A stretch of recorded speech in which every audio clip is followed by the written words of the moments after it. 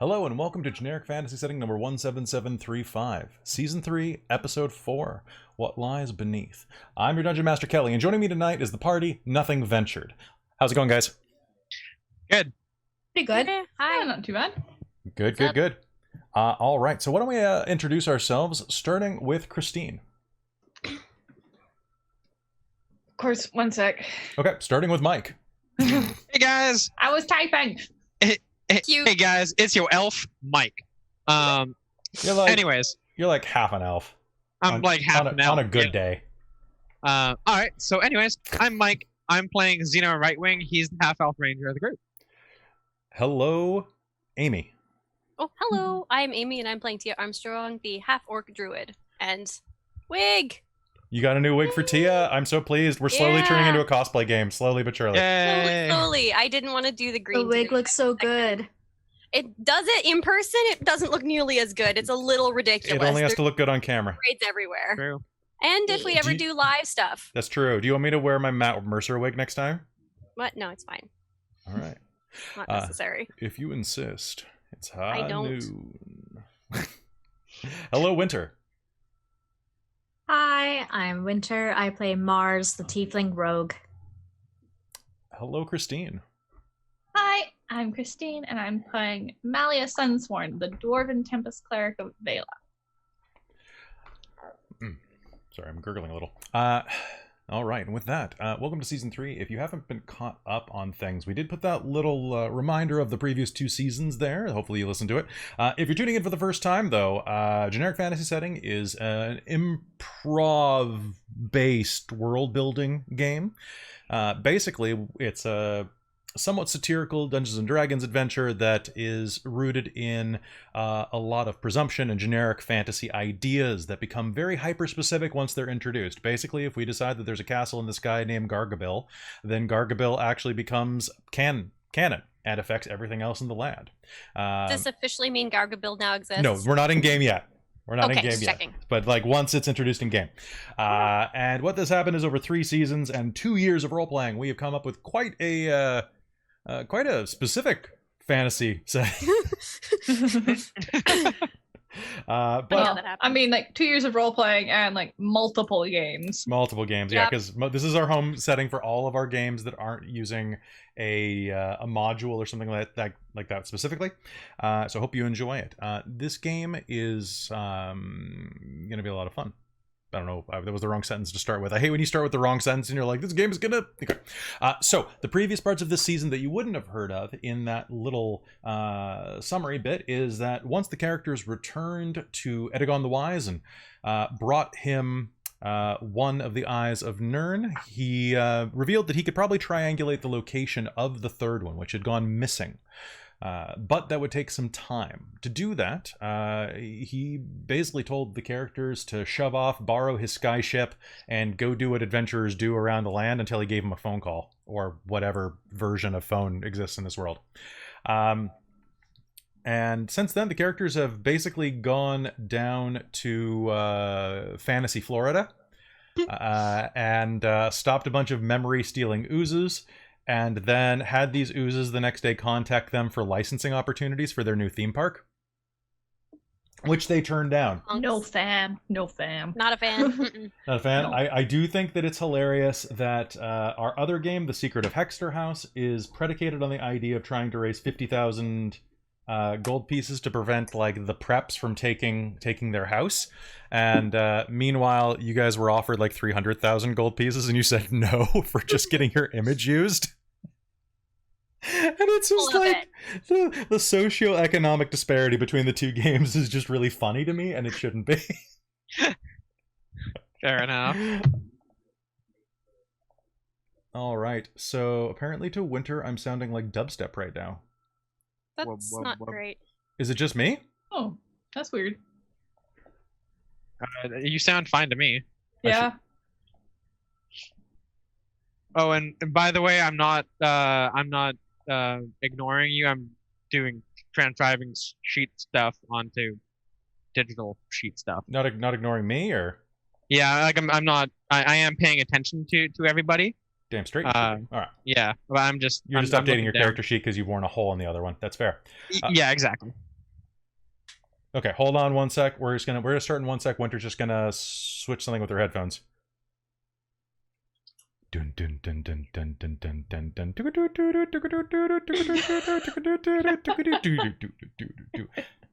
Ellie, Yeah. please stop. Oh. Why? No, don't stop. Okay, don't stop. And boots Can't and cats stop, and won't boots and stop? cats and boots Can't and stop, cats won't and stop. boots and cats and boots Can't and stop. cats and boots and cats and boots and cats and boots and cats and boots and cats and boots and cats and boots and cats and boots and cats and boots and cats. I'm gonna have that song stuck in my head now all game. You're welcome. Also, I would like to say that it's great to have you all in the chat. Because it's good to have Hello, you all. chat. Hello, chat. Hello if you're coming to us from watching Rime of the Frost Maiden, because that seems to be our big pull right now. Hope you're enjoying that. This is our homebrew game. It's just as good, but it's not Rime of the Frost Maiden. Which Yay! actually, You just finished watching the last episode. That's awesome. Oh, that's awesome. Which on that note, it's really funny. Like I'm currently updating my analog character sheet Cat? Your analog This- cat? into a digital one, like I'm using for Rhyme, and I'm just looking at like my gold, silver, copper, and everything, and for Zeno in comparison How much to higher it is? Katarina, and it's like like I've barely even bothered paying attention to like silver and copper for Zeno, because it's like what's a copper really? Like who cares? And yet for Katarina, it's like 3 copper, cool. You add it into the sheet right away. And it's like, oh my god, I just made 3 gold, and here I am like, do Yeah. I want to make Very 10,000 similar. gold All at a like- time? Oh yeah, let's rent those dogs, cause I only got 30 gold. I got no Whereas gold. Malia is just like, oh, I got 6 thou. I'm okay. Yep.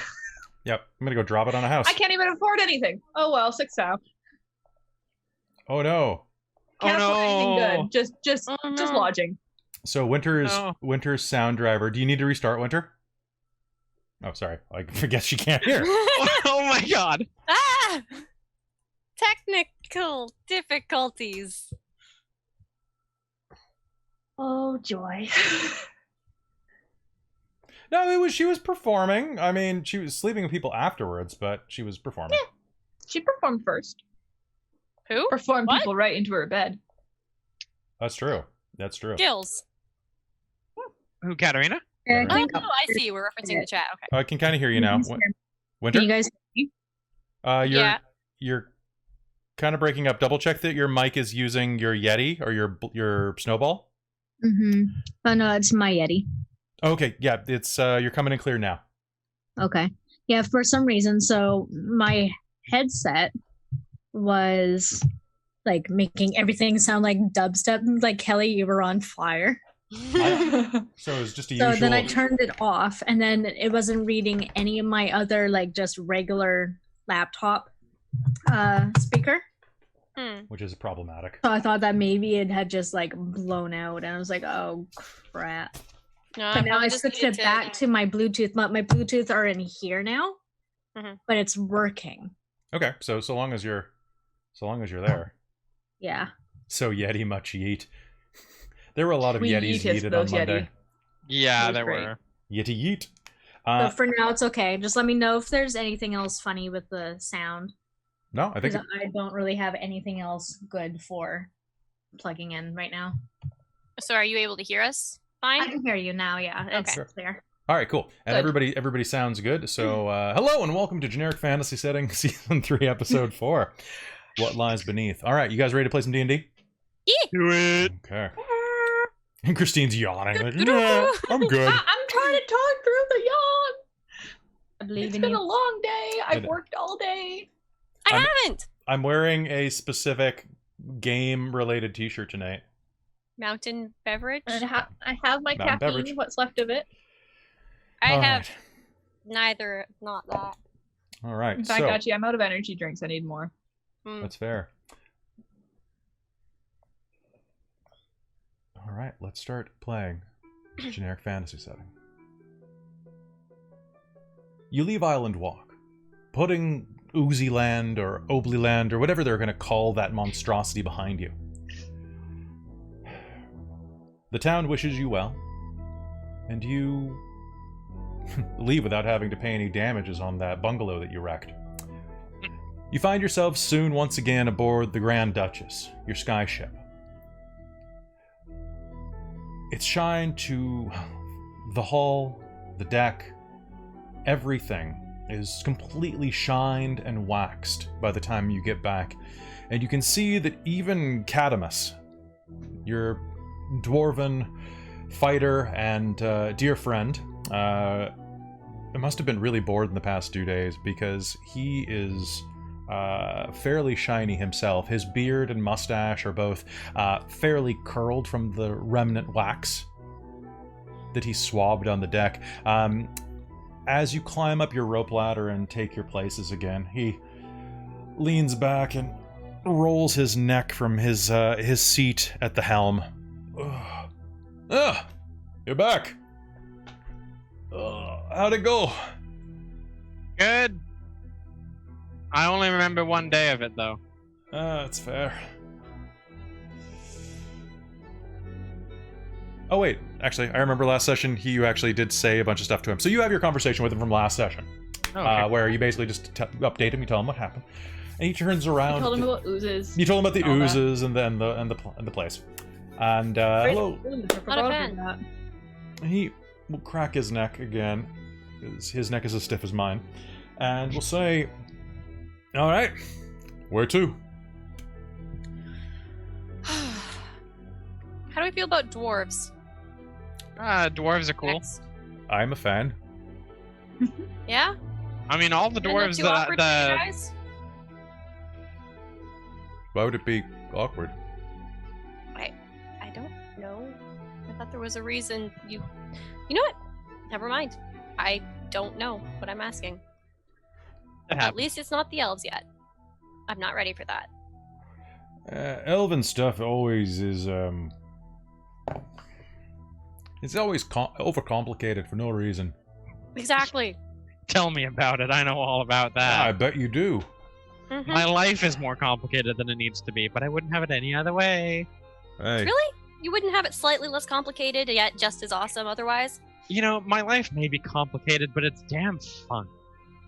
Well, I mean, we can literally go anywhere with this. Yeah. So long as we're in range of communication. You know, dwarves are cool. Let's go look at dwarves Alright. and deal with dwarves. Duchess. And whatever political uprising is supposed to be happening there. Woo! It's probably a minor one. Someone cheated on their taxes or is holding Or back. they have a minor problem. Yeah. Mining unions. Mining so- unions are always. Did I say minor problem? Did you say? Someone said minor problem. It's probably. It's a minor problem. Odds are it's probably some idiot with tiny hands holding back a stimulus bill. Mm. It happens. Don't worry. They usually get tarred and feathered and thrown off a cliff. Oh, as long as I can pick up some new arrows there, I'm happy. You know what? That sure sounds efficient. All right. Interesting judicial system. That's true. Do you know where you want to go? Duchess says from the control panel at the top of the Skye ship. Was it Osilvik? Was it- I think it was Osilvik. Osilvik. Yep. Osilvik. Yep. Set Off to Osilvik. Set a course for Osilvik. Amalia, do you have family there? Setting course. Maybe? Maybe. I mean, when I last checked, they were supposedly there. But I mean, that was a couple years ago. Well, who knows? Maybe we'll run into your family. Yeah, it'll probably be nice to catch up with them. All right. With How long that, will it take to fly there? probably about 5 hours, maybe a little bit longer. Sounds good. Long enough to take a nice Seriously. nap, play some games. No kidding. I'm gonna go have a nap. You know, It's gonna have to have a nap. I'm almost worried that we're gonna run into my family at some point during these adventures. I don't really want that to happen. Alright. Well, I'm gonna go take the swimsuit off. That sounds good. I'm gonna go store mine because I bought a bunch. I like mine. It's nice, just not Under Armour nice. Yeah, that's fair. Are you? Yeah, You're wearing a swimsuit. Yeah, un- we were under on your- the beach and then stuff happened and But I like- threw armor on. Under your armor. Well, yeah, I wasn't gonna strip naked on the beach and then put my armor on. Don't you have Under Who was Armour on? attacked to on the go- beach? I, We were True, they did. relaxing for a few minutes in the morning. I That suppose is true. that probably. Oh, we missed the crawdad roast. Oh. I know, right? Damn, I was looking That would've been forward to nice. that. Oh well. We're gonna have lots of fun. Anyways. In about 5 hours. Hey, I'll ring the bell when it's time. Alright, cool. All right. Mally's gonna go get back to normal. Malia, if you're looking, I did refill the bilge. So, What? I've reversed engineered the bilge pump so it is a water uptake as well. So I managed to drain some from a freshwater lake not too far from here. So we've got fresh water both for drinking and for showering. Excellent. Oh. Malya's gonna go take a hot shower. Yeah, a hot shower after the salt water. Probably needs it. And Zeno will rush off too. There's only one shower. Get changed and come back out. Oh. I think she's not gonna bother putting her armor back on until we stop, Yeah, no point really. and just come back out and like sit there, fussing with her hair and whatnot. All right. So, Cadamus is going to stay on the bridge, just keeping an eye out and sitting in the chair that he's dragged out there, which is basically the equivalent of like a lawn chair that he's sitting in, just kind of like reading through a dwarven periodical. You know, popular blacksmiths. It's a thing now. sounds- It's in the book it- now. Yep, it's canon. Popular blacksmithery? Yeah, I think that's Yeah, how- because that's more like mechanics. Okay. yeah. And tongs. You can't use tongs like that, you wee bloody bastard. Oh, maybe you can. That's interesting. Tong your knob off if you don't watch it. And what are the rest of you doing? How long was it gonna be up in the air? Sorry. About 5 5 hours. All right. And what time of the day is it now? Right now, you were... So I'm going to say that it's probably about 4 p.m.? 5 p.m. maybe? You'll be getting in around 9 Sounds or like 10. dinner time to me. There is food, yeah. Oh, and it's light out. Tia's having a nap. Getting out of armor and swimsuit and all that. Okay. Getting rid of all the sand. Mally is gonna everywhere. spend her time doing that, like dealing with her hair after it's wet, like combing and rebraiding and all that. She's gonna basically sit in line of sight of Cadmus.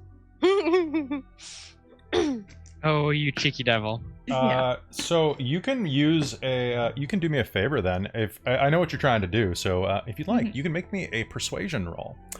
However, you can use your constitution in place of charisma. Okay. Dwarves like it hardy.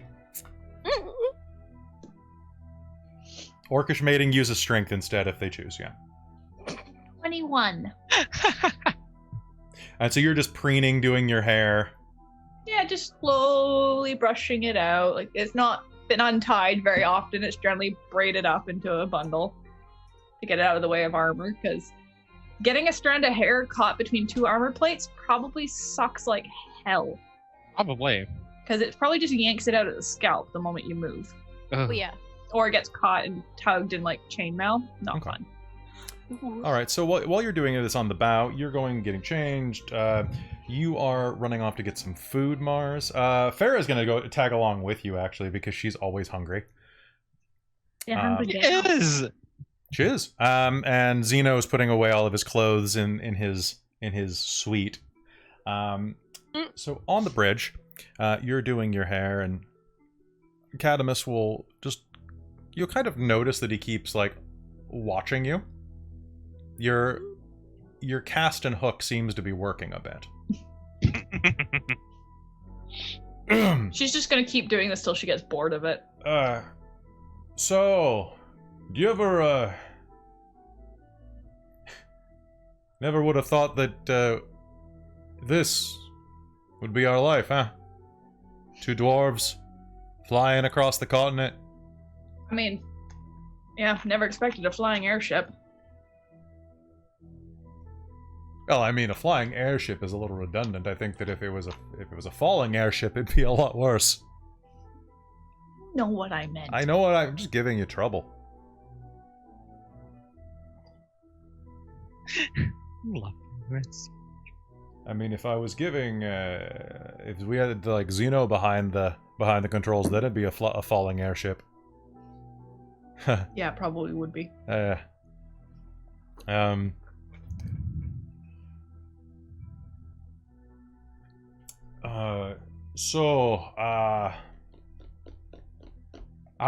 How's your hammer? Yeah, it seems to be doing quite well. Yeah. That improvement, your repair worked nicely. It's Well, I'm one of the best, so it makes sense. working well. The Warforges have been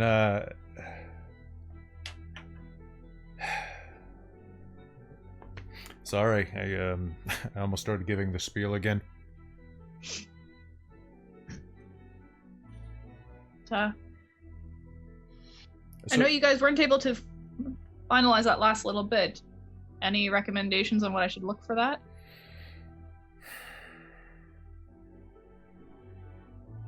Not off the top of my head. We need some type of magical crystal to finally seal the enchantment on there. If you find anything like that, then it shouldn't be a problem. But it has to be something that has a similar harmonic frequency. Okay. I mean, the hammer, it's a hammer of Vela, right? So it's a hammer of the Skye. So I don't Lightning, know. thunder. Tourmaline is what we already have in it, right? We've got tourmaline, we've got Sapphire? you got a sapphire. So what else speaks to you? We've got yellows and blues. So I mean, we've got your eyes right there. Yeah, those are the main colors that come to mind. Maybe something red? You see that in some of Vela's drawings. That would work for you. You've got a lot of red about you. Oh, yeah. She'll flick her hair over her shoulder. You could look for white as well. That's true. What? Maybe Or diamond or diamond would work. White sapphire, although they're harder to come by.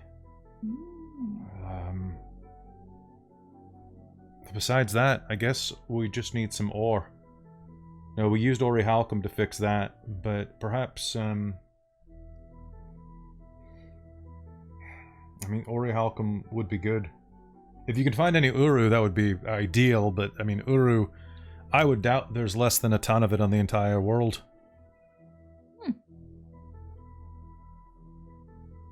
I will have to keep an eye out. We end up in some very odd places. So You know Uru metal, right?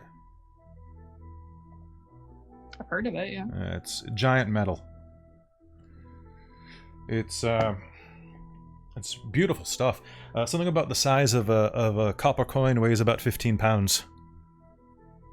It's dense. It's like adamantine's like mother. Dense like cannons.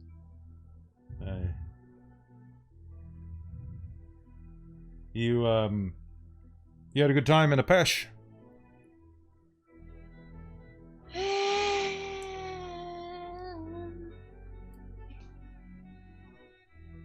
It was entertaining. It was a lot of sand, though. I bet. Like, a lot of sand. It was very, it was enjoyable, taking the, what the hell was it called? What was the ship called? Stormhammer. Stormhammer. The Stormhammer. Across. It was quite ingenious how they retrofitted it to work on sand, and then they managed to retrofit it back to work on water again. So quite quickly. It's a very impressive vehicle. I didn't have nearly as much fun. I didn't take a cruise. I've been asking Edagon to teach me.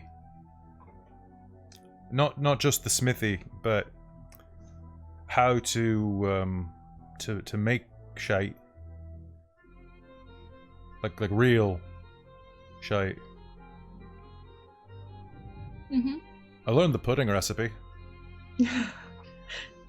It's good, but it just Oh, you don't like the pudding recipe? Okay. it's good, but there's something weird about that. Yeah, well, I thought you liked it, so I thought that it might be good to bring aboard here. So if it's not something you're into, then it's fine. I don't need to. No, it's good. I'm sure I'll get used to it. Seems like everywhere eats ooze. Well, I've never come across it before. It's self-healing. Like it's good. You feed a little bit of sugar or bacteria or some moldy bread into it, and then it turns into something that tastes half solid, and it comes out solid, which is nice. I mean,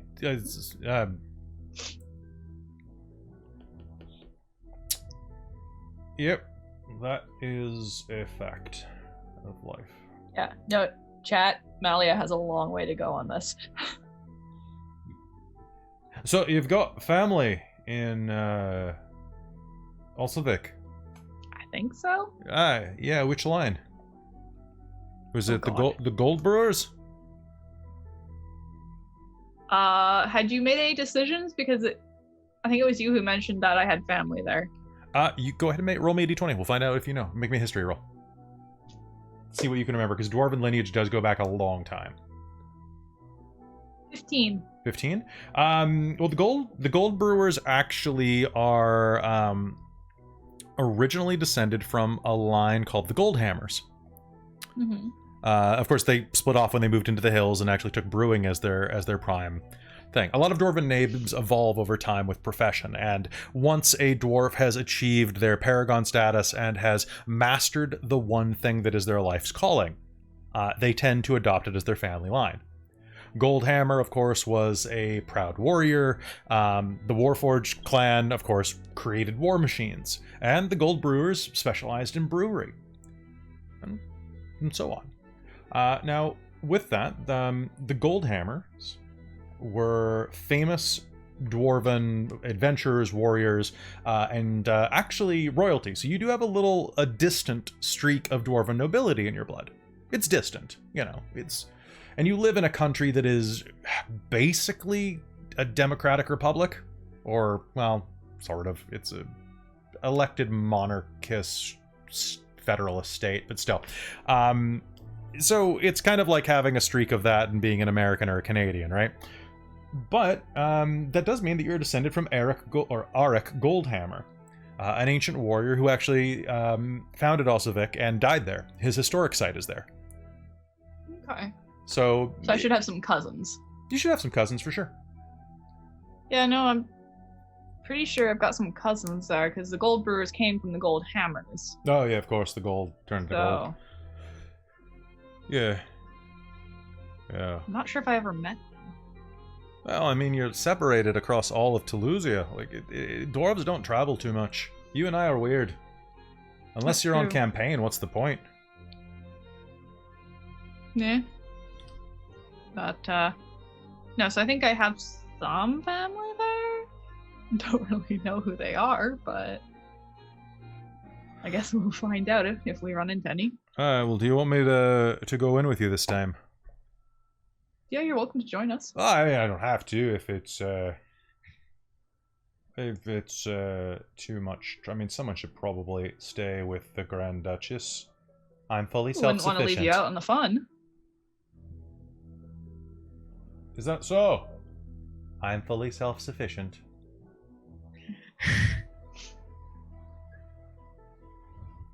Well, I mean, if she's fully self-sufficient, Yeah, as long as you're okay with joining us. Like, you don't have to, certainly.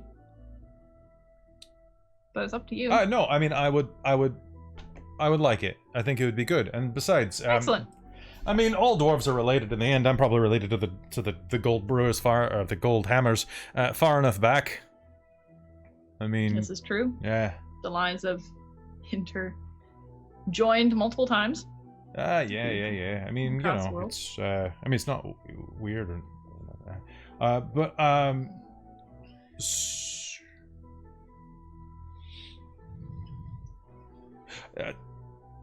That's a good braid on you. Thanks. I was trying the new one out. Seeing if this holds the flyaways back better. Yeah, it's weird. Not because I noticed that you don't. Well, just a lot of mountain dwarf women tend to grow their chin hair out a little bit, and I've noticed that you don't really seem to have any. I'm not saying it's bad or anything like that, but it's fine. It's just different, you know, different styles, different people. Yeah. Not many people where I came from did. It's probably just differences once you move out of the mountains. You don't need it as much.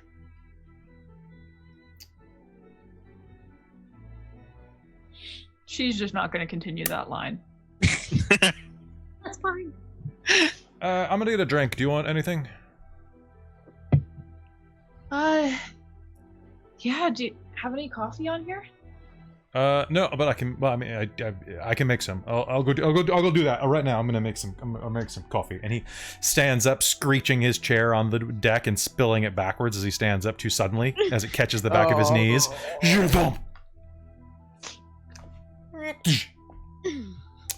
This is too entertaining. I think Malia is gonna continue this.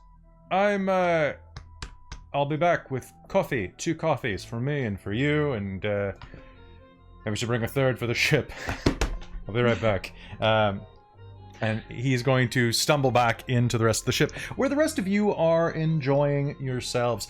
Tia, you are having a luxurious sleep. Go ahead and heal all your hit points. Woo! They're already healed. Well, I then think. that's really easy on your sheet. Yeah, it's really easy. All right, so back inside of the ship, Zeno, you put your things away, and in the mess you can see Mars and Farah munching down some food. Trying to get that bread. Rise and get that bread! Get the bread.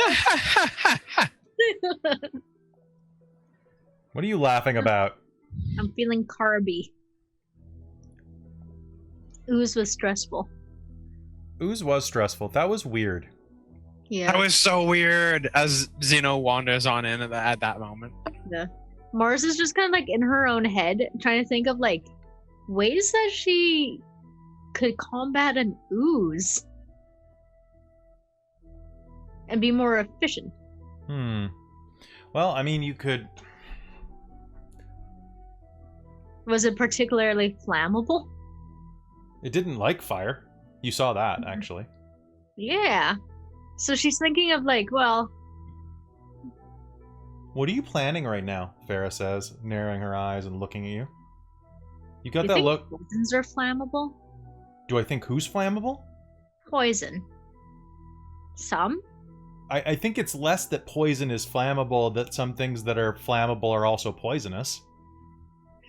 Or toxic. Because I think I need to make a stop at a shop when we reach land again. Where are you going to find a poison shop? Well, not poison, but things that Flammable grow materials. Oh, like Well, I mean, Alchemist fire. when it comes down to it, a lot of flammable stuff is poisonous, just depending on how poisonous you want it to be. I mean, I also need to stop and get a bunch of arrows because I'm running low on anything fancy. But the thing that I have to worry about is if I'm making something that's flammable with a poison, then the air quality for the rest of us is also tainted. But I'm thinking, boom. Maybe don't kill us. No promises. Okay, that's fine. We'll be able to find bombs somewhere, or like little handheld grenades or something. I mean, I'm sure you'll be able to find it, no problem, I bet. We're going to a dwarven settlement. That's what I was thinking. So when we go down there, I want to pick up a few things like that just as a backup. Because sometimes you can't stab your problems away. So Osilvik is... What is it? I haven't read anything about it. Can I make a history roll? You can. Can you move your mic just a tiny bit away? Oh, yeah. You're just kind of maxing it out. Oh, sorry. How's that? Is that any better? That's way better, actually. All right, cool. I will try and. Yep. keep So you- anybody sometimes it gets who's right here can make a history roll if they'd like. How is a 15? A 15 is pretty solid. So Osilvik, Mars, are you going to make a roll on this?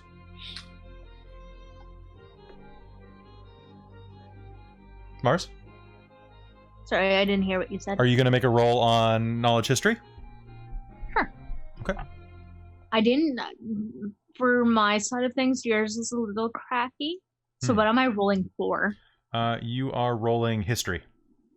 Yeah, to know if you know anything about the town that you're going to. Let's just say no. Okay. So, Maybe a 6, bro.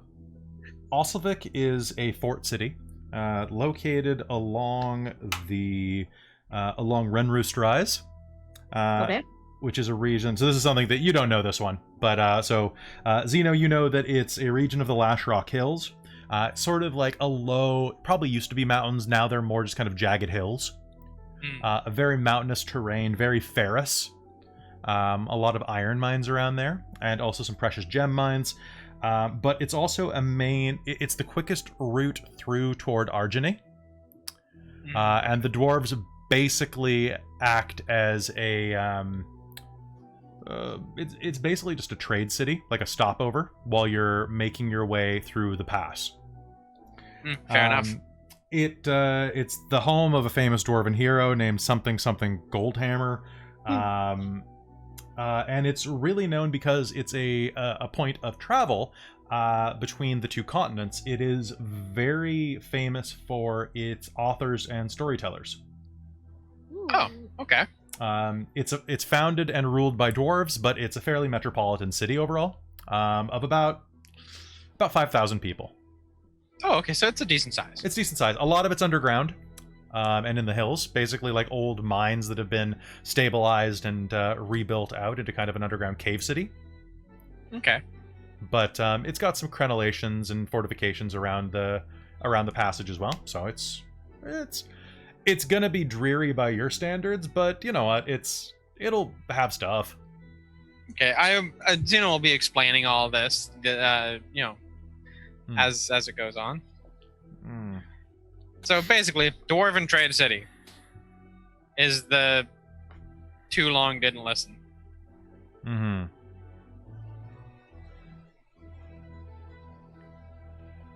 mean, it should be fun. Maybe not the most exciting place in the world, but it should at least be fun. We should be able to find what we need and what we want. And they're known for authors, so they should have a lot of books. Oh, okay. Well, now I'm interested. They should have I mean, I can't guarantee it, but they should have books. Can I get all three of you to make me a perception roll? Yep. That's gonna be a 26. 26. All right. Unnatural 20. Okay, and Farrah got an 18. So you will hear sound of something hitting wood around the corner. Stupid. Just. I'll get you 3 coffees. Oh, how stupid is that? Come on. I'm gonna go around the corner and investigate. About halfway down the hall, you'll see that Cadamus is standing there, banging his head against a wall. Hey, Cadamus, buddy, what's going on? Just checking the woodwork. It seems to be pretty good. That's a 7. Pretty good woodwork here. Doesn't need to be pretty solid. Doesn't need to be headbanged anymore. Well, I figured I might as well use the hardest tool at my disposal. Sure. Yep. You're all good. You got nothing on your mind. Insight check. Sure. I don't think you need it, but all right. Yeah, I mean, I may as well. It's gonna be an 18 anyway. An 18? So. He looks a little blushy, but that's about what you get off him. He's embarrassed about something. So Zeno is gonna do the full, talking to a short person, bend at the waist to go down to his the anime bend at the waist to go down to his level, and be like, "What you blushing about, bud?" Hey, buddy. He's gonna pat you on the shoulder. Do you want to be that height for real? Keep doing this. Oh, you're no fun. And I'm gonna get up and walk away. I'm plenty of fun, but I'll knock you off at the knees if you don't take me seriously. Oh, I take you seriously, all right. I just want you to have a little fun too. I have a little fun. I like fixing things and Then go talk to her, and he'll walk around the corner. I already fixed the hammer. What?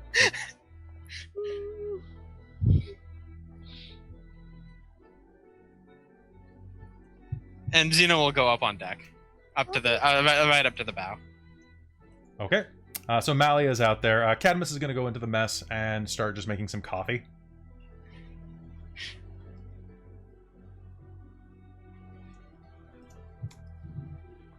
And as he does so, he'll just say hi to Farah and Mars, who are munching on their bread. And real quick, can I get... I'm hearing a little bit of fuzz over the mics, guys. Can I get... just in order. Can I get... Christine, can you mute your mic? Okay, it's not you. I think it's me.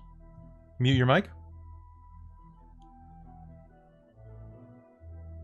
I'm still hearing it. Yeah, I'm not getting any fuzz. It went away for me. Did it? Yeah. And I muted myself briefly there too. Oh, there. Who did it there? That was me. Okay, yeah, you're getting a little bit of fuzz. I don't know why. I got nothing changed. I'm not hearing anything. I am. Yeah, You're the right fuzz that I was hearing went away as soon as Winter muted. Weird. All right. Okay, well, Well, so the chat you hears know no what? fuzz, If you guys so- don't hear any fuzz, then I don't care, because that's the track that's going to be put on the YouTube. So, cool. Yeah, I can still like plug in my dumb headset, like the other one, my backup, and see if that helps a little bit. Oh, sure. We'll do that I on the can go break. grab it. On break? Okay. Okay. If it All gets really bad, just let me know and I'll grab it. It's just right there. It's just a little bit of a floor, but it's not huge. Okay. All right. So, what is everyone else doing? What are you doing for the next 4 hours? Well, Tia's had a nap, and then she's probably gonna, and also redoing hair and braids, which nowhere near as intricate as what Mally is dealing with at all, even remotely. And then we'll rejoin people in the mess hall or on the deck, wherever they are, because it's dinner time. It is dinner time. So you guys, Snack you time. guys can have like a full dinner out on the bow, and Nice. a lovely sight as you were traveling across the countryside of Toulouse, rooting upward and kind of just following the terrain toward the Arginian border. You will be able to basically just get an entire look at the continent. Very nice. Yeah, the sky is actually pretty clear, and yet still in the distance, you will see that there is a looming pillar of smoke coming from North Thestorel. They're supposed to be. Anyone know this area? Can I make a perception check to see if I notice anything else? Not from this many hundred miles away. Like, Okay. this is basically, you're just seeing that there's... It's like watching a forest fire from an airplane. What do you have? Didn't we see this before and kind of think it was the Griffin's Roost or Griffin's whatever? Peak. It was either Griffin's Peak or I could potentially be Dragon's Rise or Dragon's Reach Bridge, which is the North Bridge. But probably Griffin's Peak? That was the middle one, right? That was the middle one, yes. Okay. Of the 3 great bridges that connect.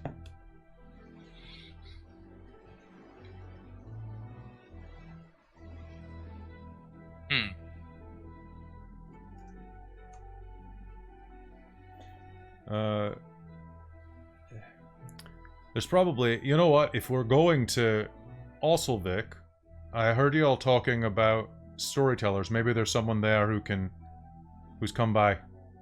We can ask about it. That's a Yeah. good point. That makes sense. I make a lot of sense, so that works. You sure do.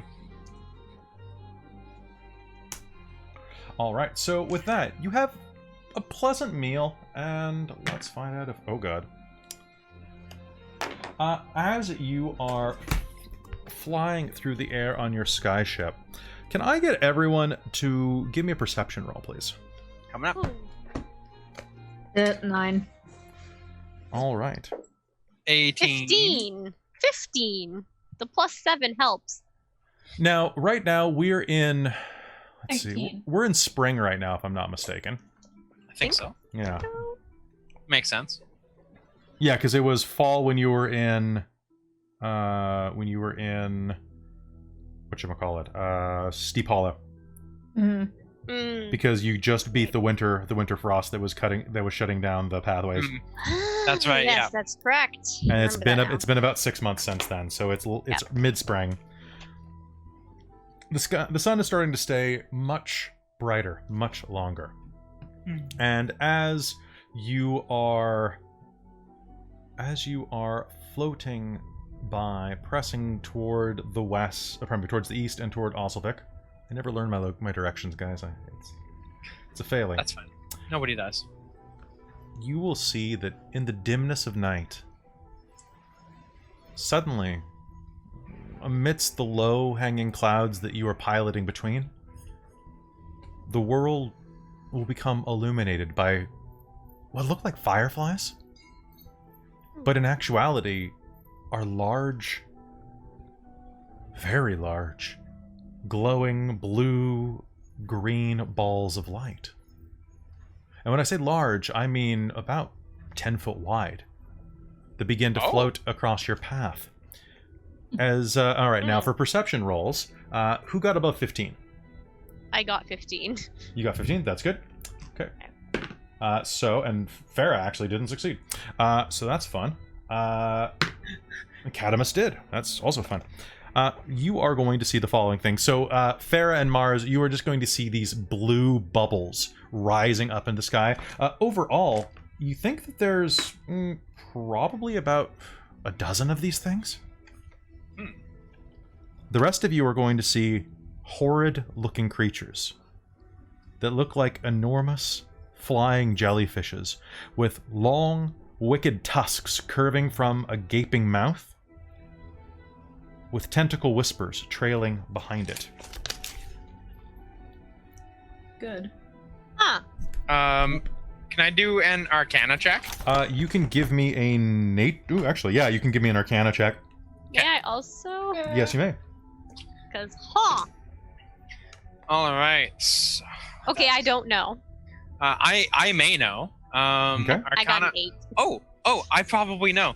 About 18. 4 plus 8,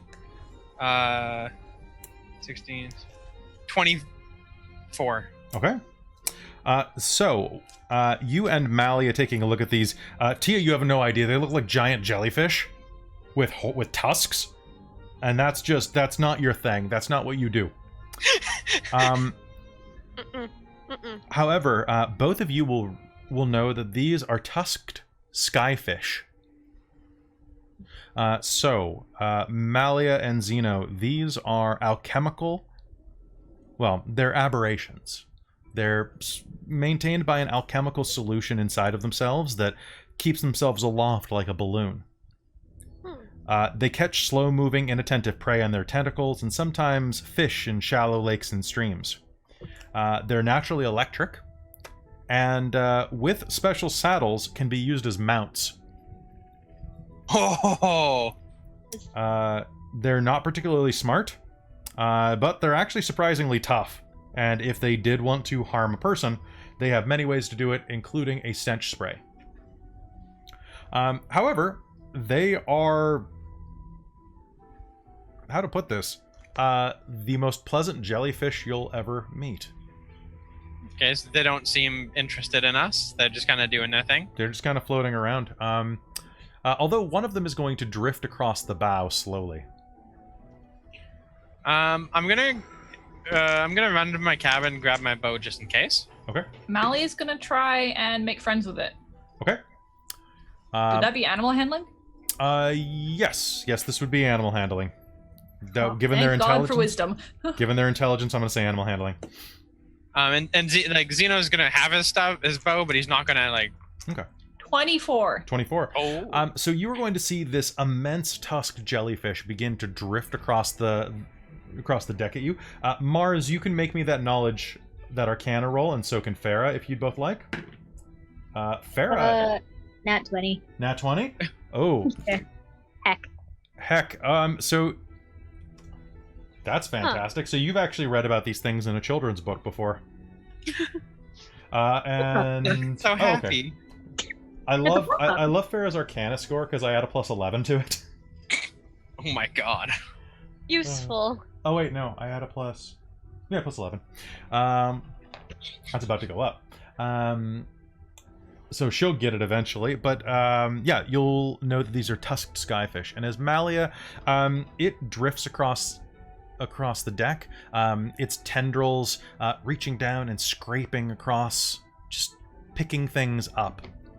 As it comes across, your discarded coffee cup is going to be sucked up into its tendrils, and it's going to make a little, like...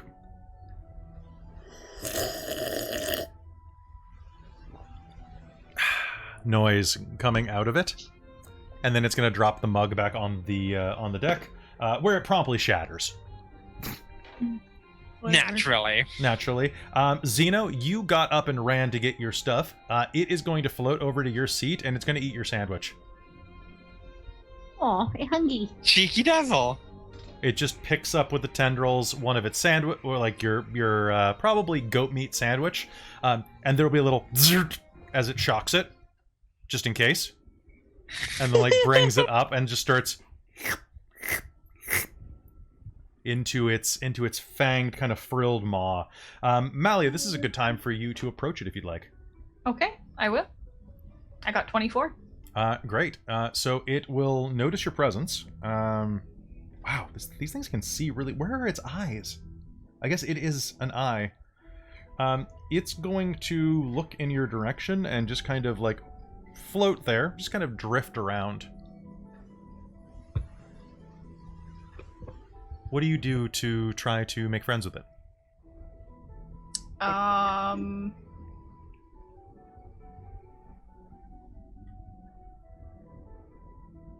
don't know, can I like pull lightning energy? That'd be cool if you could. If you could do what? Like have like lightning energy and just kind of like hold it out to it sort of thing? Yeah, I think your hammer It's not like a spell or anything, but... yeah, if you use... Channel Vela. Sure, go ahead. Make me a wisdom roll to see if you can borrow a little bit of Vela's power. That's going to be 18. 18? Yeah. You'll be able... It's not going to be enough to ever do damage, but for cosmetic effect, you can touch your holy symbol and your eyes will start to glow with a little bit of crackling lightning. And you'll feel a bit of static charge course down your hand to your finger, and you can touch it, giving it a soft but kind of prickling jolt. Mm-hmm. It will actually respond fairly pleasantly, and will reach its tentacles out and start feeling around your face and arms. Kind of making those kind of motions with one of its tentacles. It points one of its tendrils at its mouth. I will find some food and offer it to it. Sure. You have a half loaf of bread. I'll slice it and stuff it with some meat and give it to it.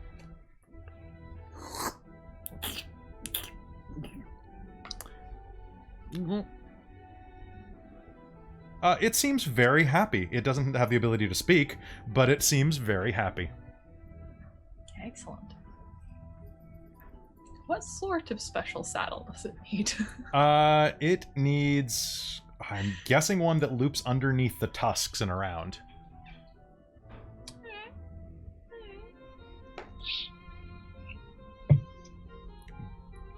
I'm guessing it's probably gonna bugger off, but... Yep. It spends a few minutes just playing around, occasionally touching one of you, trying to poke you with a tendril. But it's not like zappy or anything, is it? It's a little staticky, but not painful. It kind Does of it seem like they're playing too? This like, one seems or more really curious? yeah. This seems like they're just kind of floating around, seeing what this giant version of them is that the ship is. Me? And it every time one of the tendrils touches you, it kind of feels like that part of your body gets put to sleep for a second, like it gets pins and needles for a second, but not pain.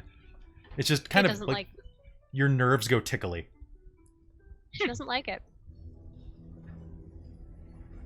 You can see Not a that fan. the tusked skyfish that's next to Malia kind of looks over at Tia and like reaches out to kind of touch your mouth. With its tendrils, it touches its tusks at the same time. Mm-mm. Kind of a, hey, I have those too. To Oh your no, little, it's to your trying to little mate baby with her. tusks. It's like, just hey really- baby, I like your they're- Do you not tusks. have any? No, there's if she has any, they're hidden. They don't show. Okay. That was one of my cosmetic things that I refused to permit. Okay. Then it'll try to check everybody for tusks. Cool. That's even funnier. Yeah, that's true. So after a few minutes of this, they will float around the bridge, get bored, and start just kind of floating off. One of them, the one that you fed, Mally, will kind of give you a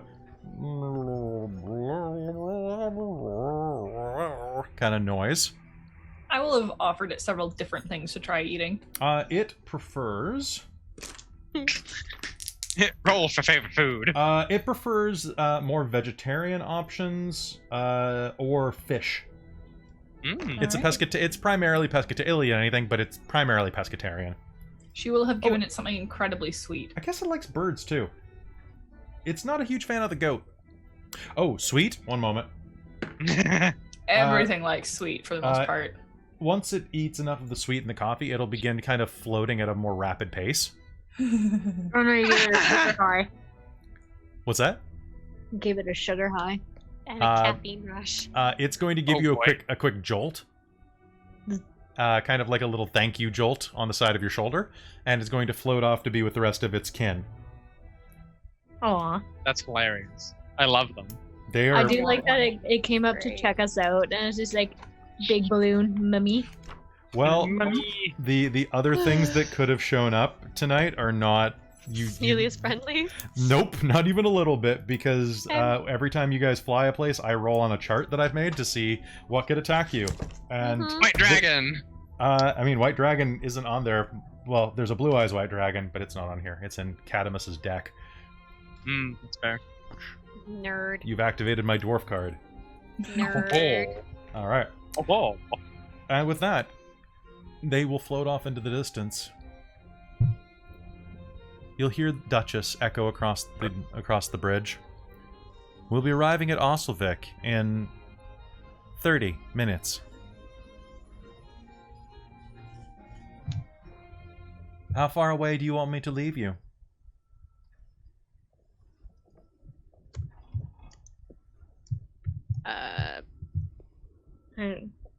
I guess just outside the city, unless there's an. They probably don't have an airship. Probably out of Like, sight, if we can. Yeah. I But don't that know, just is there is any pretty hills big or too, right? forest nearby? I mean, we're not gonna really be out of sight no matter where we go. That's true. Exactly. It's Like, huge. they're gonna see a giant thing coming down anyways. So You should probably stop From a ways away, because way otherwise they're far going to away. think it's under attack. Exactly. Airships aren't exactly common. Skyship. Skyship, yes. I'm not powered by air, although it helps. I mean, you're in the air, though, which is, I think, why people call it that. But yes, no skyship. Uninformed masses. Yeah, I know. It's okay. They just don't appreciate you the way we do, Duchess. it's very true. Aw. Shucks. Alright. Oh, a ship after my own heart. Tia starts My braiding boat her hair for the ship. I can imagine No, this is the that's way my Malia's boat would talk tactic. to me too. Alright. Like, oh yeah. I No, don't think Malia's tactic was, like, sitting there just, like, showing off her hair the whole time. Mm-hmm. Yeah. Alright, so you have another half hour. You gather your things, you finish your meal, you do a little bit of tidying up. And before long, it's well into dark, a little past 9 o'clock. The ship touches down in the distance, about a half mile away from the gates of the city, just so that there's a bit of space. And That's good. all the way along the road here, about every 50 paces, there is a lantern hung with fresh oil that's burning into the darkness. This road is well maintained. It's stone, pressed down. And looks like it would be a fairly smooth ride for any type of carriage or buggy. As you're set down, what do? You just head up to the town? Yeah, think basically, so. I think so. Yeah. Okay. So, Are we expecting to be met with much hostility here? Don't think we have an idea. Yeah. From what Zeno has heard, it's probably not. doesn't seem like it's a terribly hostile place. At least, Yeah. Yeah. well, you wouldn't have any reason to assume that. Except for the, Whatever armed political revolt that might be uprising is happening here. happening. Oh yeah, Yeah. I forgot about that. Yeah. Now Tia didn't make the history roll with everyone else because she wasn't there at the time. But as she's approaching, I'd like to make that roll. You if I can make that roll. That's great. I don't know anything. I got a 7. Good If- talk. Good talk. I don't know if you can see the 2 on my lovely dice. if Tia asks, Zeno will tell her what. Yeah, one. she'll be like, I honestly don't know anything. Then we'll just let them fill her in. Yeah, I- Zeno will give you the too long didn't roll. I'm retiring that dice for the night. So, Third as dice so far. as you approach, a soft rain will start falling. Just enough to kind of chill your bones a little bit or refresh you from the high-flying exploits you had just a moment before. It's gentle and overall not bad.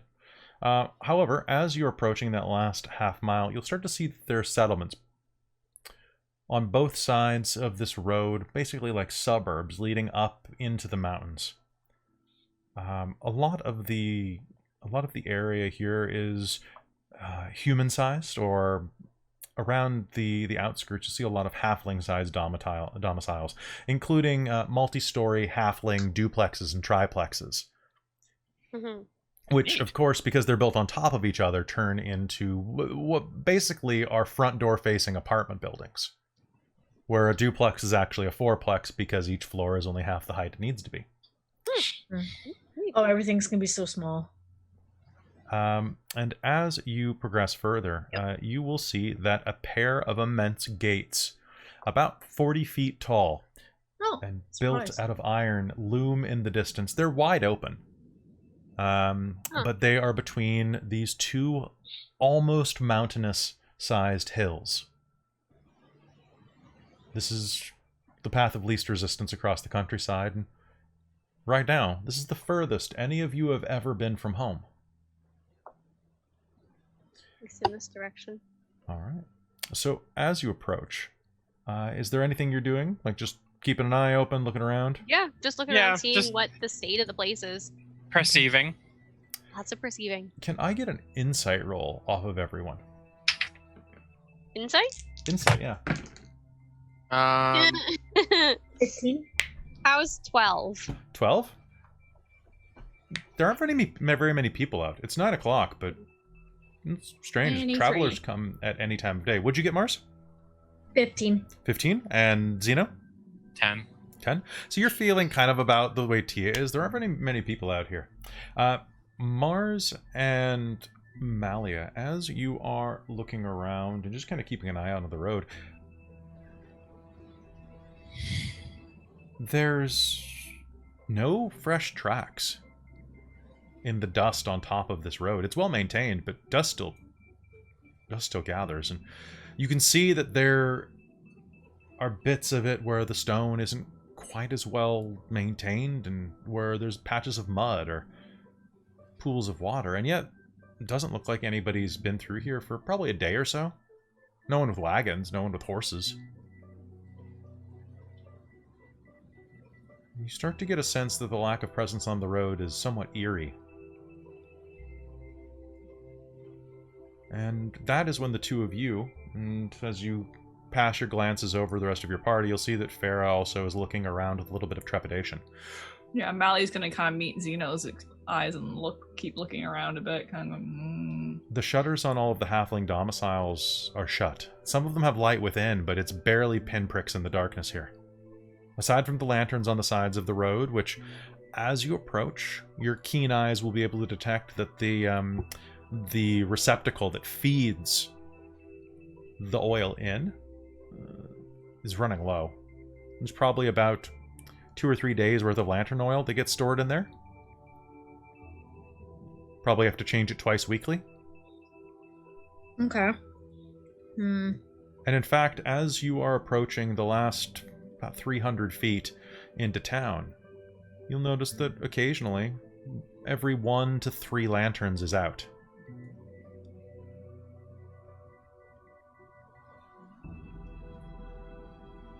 And in fact, as you pass under one, it's sputtering. Have I seen this? Seen what? She's gonna point all that out. Yeah, not very well maintained. Not a good sign. Probably has something to do with the revolt happening apparently in town. Guards probably have more important things to do. Yeah, that's not a good sign that it's over, though.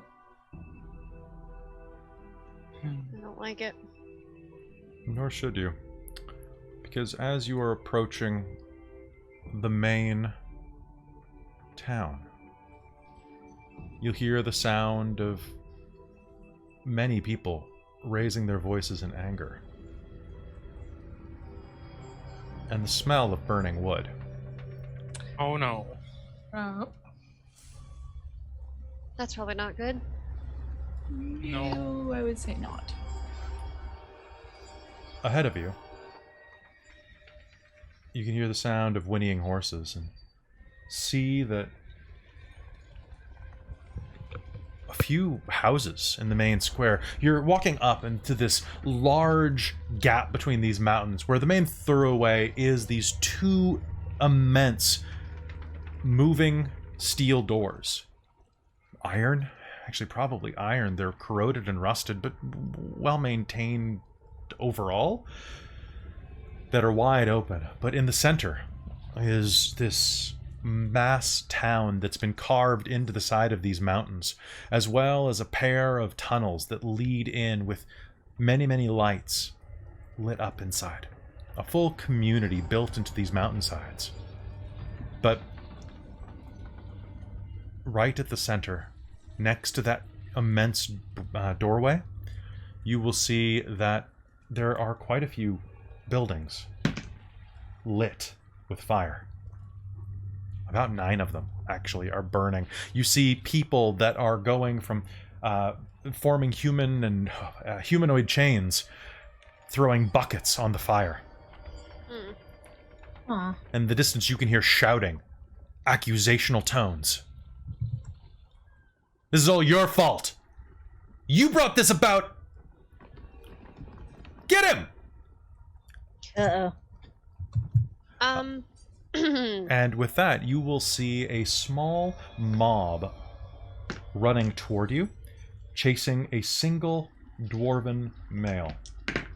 There are about a dozen people in this mob, armed with pitchforks and scythes and torches. Human, Kelly? dwarven, yes. Sorry, I didn't mean to cut you off. That's okay. I was gonna say, can I shoot a thunderclap arrow into the sky to get everyone's attention to get them to stop? Or will that just make things worse? You can shoot the side of the mountain. It has to impact something for it to go off. Has to impact something? Yeah. Okay, so yeah, I mean, in theory, you could shoot it and then shoot it with another arrow. I'm gonna shoot 2 arrows at the same time and hit one with the other. Okay, so make me an attack roll on yourself just to see if you can do it, because that's a complicated Robin Hood bullshit. That is a complicated Robin Hood bullshit, but I'm confident that I can do it. Okay, I'm sure you probably can too. This is against my own AC, or just do an attack roll. Tell me what you get. Oh, okay, 19. 19? Yeah, you can do it. All right, so firing 2 arrows, you launch them in the air, and a moment later you hear boom as thunder blazes overhead. The mob will actually be a little stunned by the sound, and the dwarven male is going to surge forward, running as fast as he can, and is going to try to run right past you. I'm gonna You're busy, I think, you're probably. busy. Tia's gonna reach out and grab him. Okay, go ahead and make me an attack roll. Okay. Nice. Wish me luck. We're so awesome. Mally's just Are going, this is probably a bad idea. Would I be adding? So I'm just grabbing. So strength roll, I You're think. doing a strength attack, yeah. Okay, so that's a 16. 16? Oh, I didn't need to type that. That's too bad. Hey! Amy has her own macro now. Uh-oh. Oh, that's gorgeous. All right. So, reaching out, you're going to grab him by... where are you grabbing him? He's... Grab him by the shoulder, probably, or like the arm. Grab him by the shoulder. You can see that his face is streaked with mud and ash. He is a fairly young dwarf in his late hundreds, with a blonde beard that's braided down on both sides, fairly deep into his chest. It's shaved on the sideburns, and as is the side of his head, he wears his hair in a braided mohawk. That is the fashion here, and you can see that both sides of his scalp are tattooed with dwarven runework craftsmanship, kind of those dwarven geometric patterns. You imagine that probably most of his body beneath the neck has similar patterns. It's a dwarven custom. Yeah. And like seeing Malia and what's our other dwarf friend name again? Catamus. Catamus. Adamus. And now like the people from this region. Is it like very like noticeable differences in appearances as well? And like from where they're from? Just curious. I mean, like everywhere has its regional variations. Mountain dwarves tend to be a little more tattoo focused. Cool. Hill dwarves do it too, but mountain dwarves, they're a little. It's a little more Nordic. Nice. So like hill dwarf, I always picture the mountain dwarves are very like Scandinavian, Nordic, Viking kind of disposition, whereas hill dwarves are a little more Scottish. That's kind of cool. I like that. So they've still got that badass nature, and they still do tattoos, but not quite as much. That sounds very dwarven to me. Both of those things sound very dwarven. Yeah, right. It's just different flavors of it, right? Yeah. Yeah. And then, of course, there are other ones like different African tribes that probably have similar representation in the more jungle or equatorial regions of Elos, right? Where dwarves. Yeah, I'm sure Malia has tattoos. I've just never actually defined what they are. So you guys would have seen them because she was in that skimpy ass bikini not that long ago. True, I'm yeah. pretty sure Tia has tattoos. I feel like that's come up. Ye old wench stamp. I'm pretty sure she probably has like some sort of sun and glory sort of thing on her back. To me, that feels Vincent- very like No, Vincent, Vela-ish. oh my god. Would she have any like incantation or like she probably has prayers and stuff. tattooed on her? Probably. That'd be so hot. Probably in dwarven ruins and runes and that sort of thing. Yeah. So yeah, you'll be able to grab him by the shoulder, and he is going to take one look at you. Whoa. Slow down. Oh, thank the gods! You're nothing ventured. Wait, what? What? You're nothing ventured. You took the contract, right? What contract? I mean, I guess it was an adventurer's thing. That's why it showed up on the We message, came to right? find out what it was. How do Yeah. you know we took the contract? I guess we're here. You're here in your adventures, and you're answering my contract, right? You're answering my contract. What's the contract? Save me.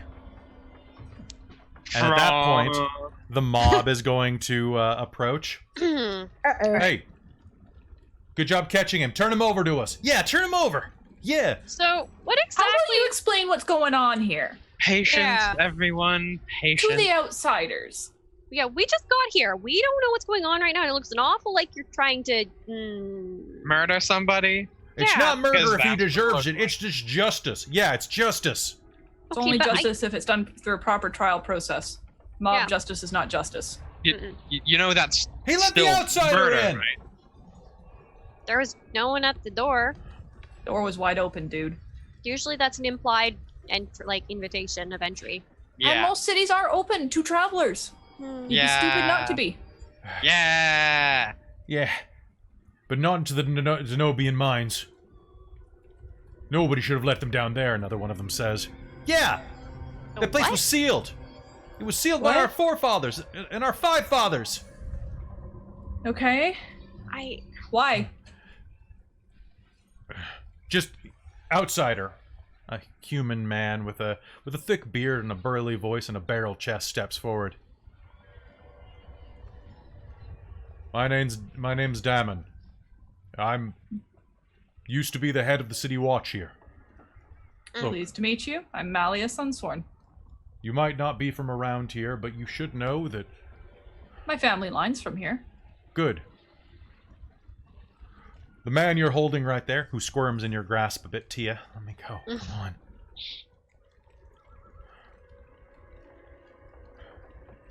It's Dork Darkbeard, Lord of Osilvik. Sorry. Former lord. And he Okay. seeks to escape instead of standing trial for his many, many indiscretions against our city. Okay. That's That's one thing. However, chasing somebody with pitchforks doesn't look like you're going to put them on trial. mm-mm. Looks very murderous. And in a fair court of law, he's convicted of something like murder, and that your penalty is in fact murder. That's fine. That's Your city's that's fucked different. up, but that's fine. You have no reason to interfere. I would I- strongly I suggest As a Yes, priestess that of you give Vela, him I would highly disagree. Also, we're here about an Adventurers Guild contract, so But so unless you folks put out a contract, which he said he Might- put out the contract. I did. I put out the contract. so in which case we may These are my have bodyguards. business here. We've not accepted your contract agree to yet. this Don't yet? get ahead of yourself. If you haven't accepted the We need to contract, stop. you should leave. The city's Where- closed to outsiders presently due to the current situation. Maybe close your gates then. Yeah. The gates shall never be closed according to city motto. Okay. Then your Then the city's not city's not closed to closed. outsiders. Exactly. I used to run a city. I know how these things work.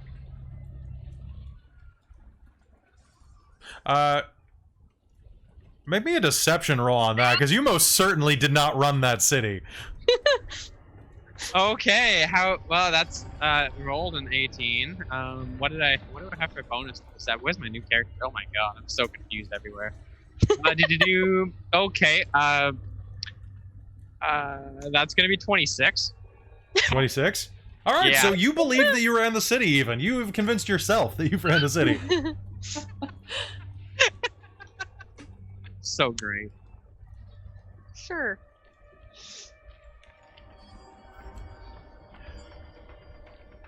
Look, I'm gonna make this as simple as I can. Please. Leave. Outsiders have done enough damage to our city. Like what? Let's actually hear what's going on. Maybe we can help you guys get through this. He doesn't need to be the only contract right here. Like, If you guys I offer have a us the better feeling one, ripping somebody apart is not going to solve the problems that you're having. Like, And I'm not going to stand aside and watch somebody have that happen to them without sorting it out. Okay, what I want you to do is, given that, Malia, you can make me a persuasion roll with advantage because of people's help with the role-playing. Okay. I'm going to kind of try and be all like, priestly aura. Alrighty then. Well, that is decent. You said persuasion? Yes, I did. Unnatural 20. I rolled an 18.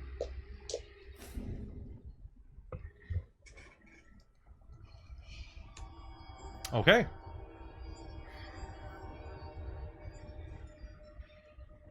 Alright, but if you let him escape, it's on your head. do you have a jail cell to put him in for the time being while we talk about it? Yeah, I do. It's right there. He'll point to one of the burning buildings. You're welcome to throw him in.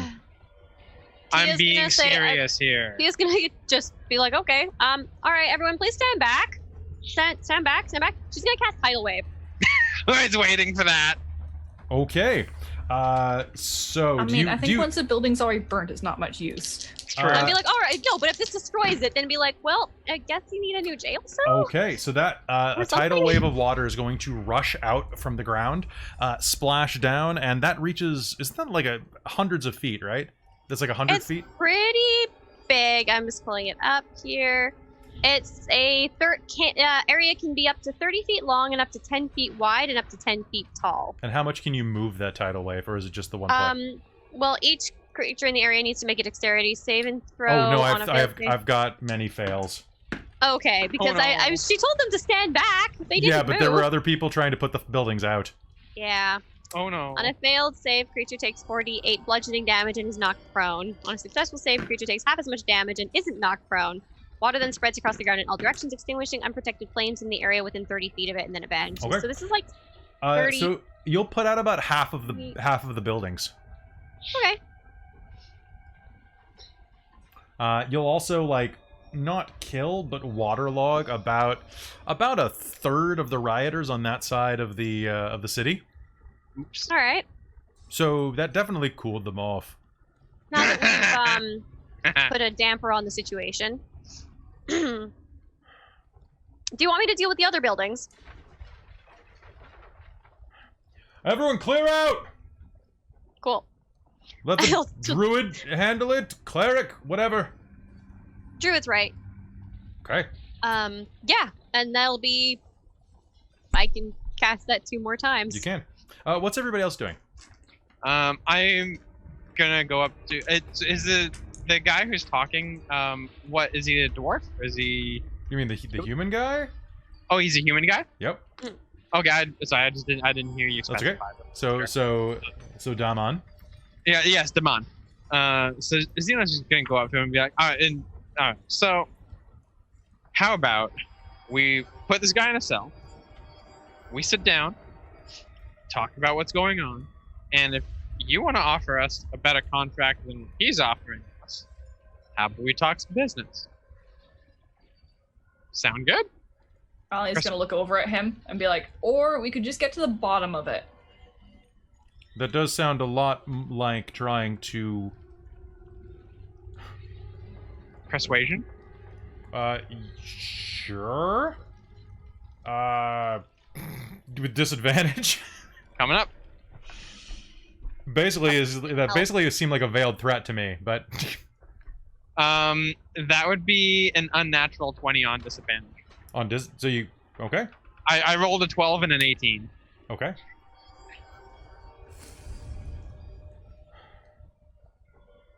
I don't think that there's really much gold to pay you with at the moment. All right. How about access to the city? Or his gold? You're more than welcome to any gold of his that you might find. That don't belong in the city's coffers to help us rebuild after this idiot's policies. I did the best I could, alright? I did the best I could. It's not like Hera left me a manual. What's everyone else doing? Poor management. Ollie's gonna be like, okay, how about we get you both in a room? We get your side of what's going on, and we get your side of what's going on. And hopefully we'll maybe work this out or suggest a court of law for you to put this through. Yeah. We know a great lawyer. A really good lawyer. Best there is. A very fair lawyer, too. Hmm. Ever heard of Dog Run Bridge? By any chance? Kronar? Yeah, I've heard of Kronar the litigator. We might Kronar, be able to get him to come out best and help. darn lawyer there is. He's a decent friend. I'm gonna send him something. Like, It's been a while.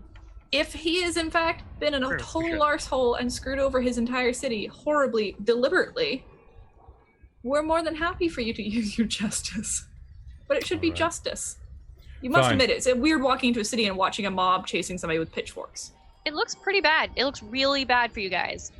It's not going to induce tourism when you guys open up. Mm-mm. All right. So Front what's page of the brochure, really. so what's Mars doing during this? You're muted. She's just like looking back and forth between the two of them, and just like, what kind of crowd is here? Because you said that the one dude was human, and then mostly dwarf. Are there other types of people here too? Oh yeah, yeah. There's definitely a bunch of halflings nearby, humans, a couple of half elves. Not very many elves in this region, but a fairly mixed crowd. And in fact, you'll see half orcs. Yeah, actually, quite a few. There are a lot of half orc laborer-looking types.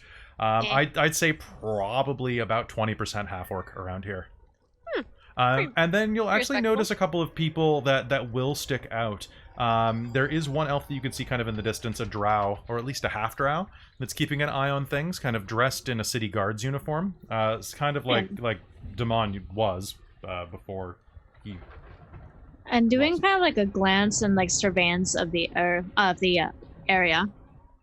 Can I find any signage of like thieves' cant?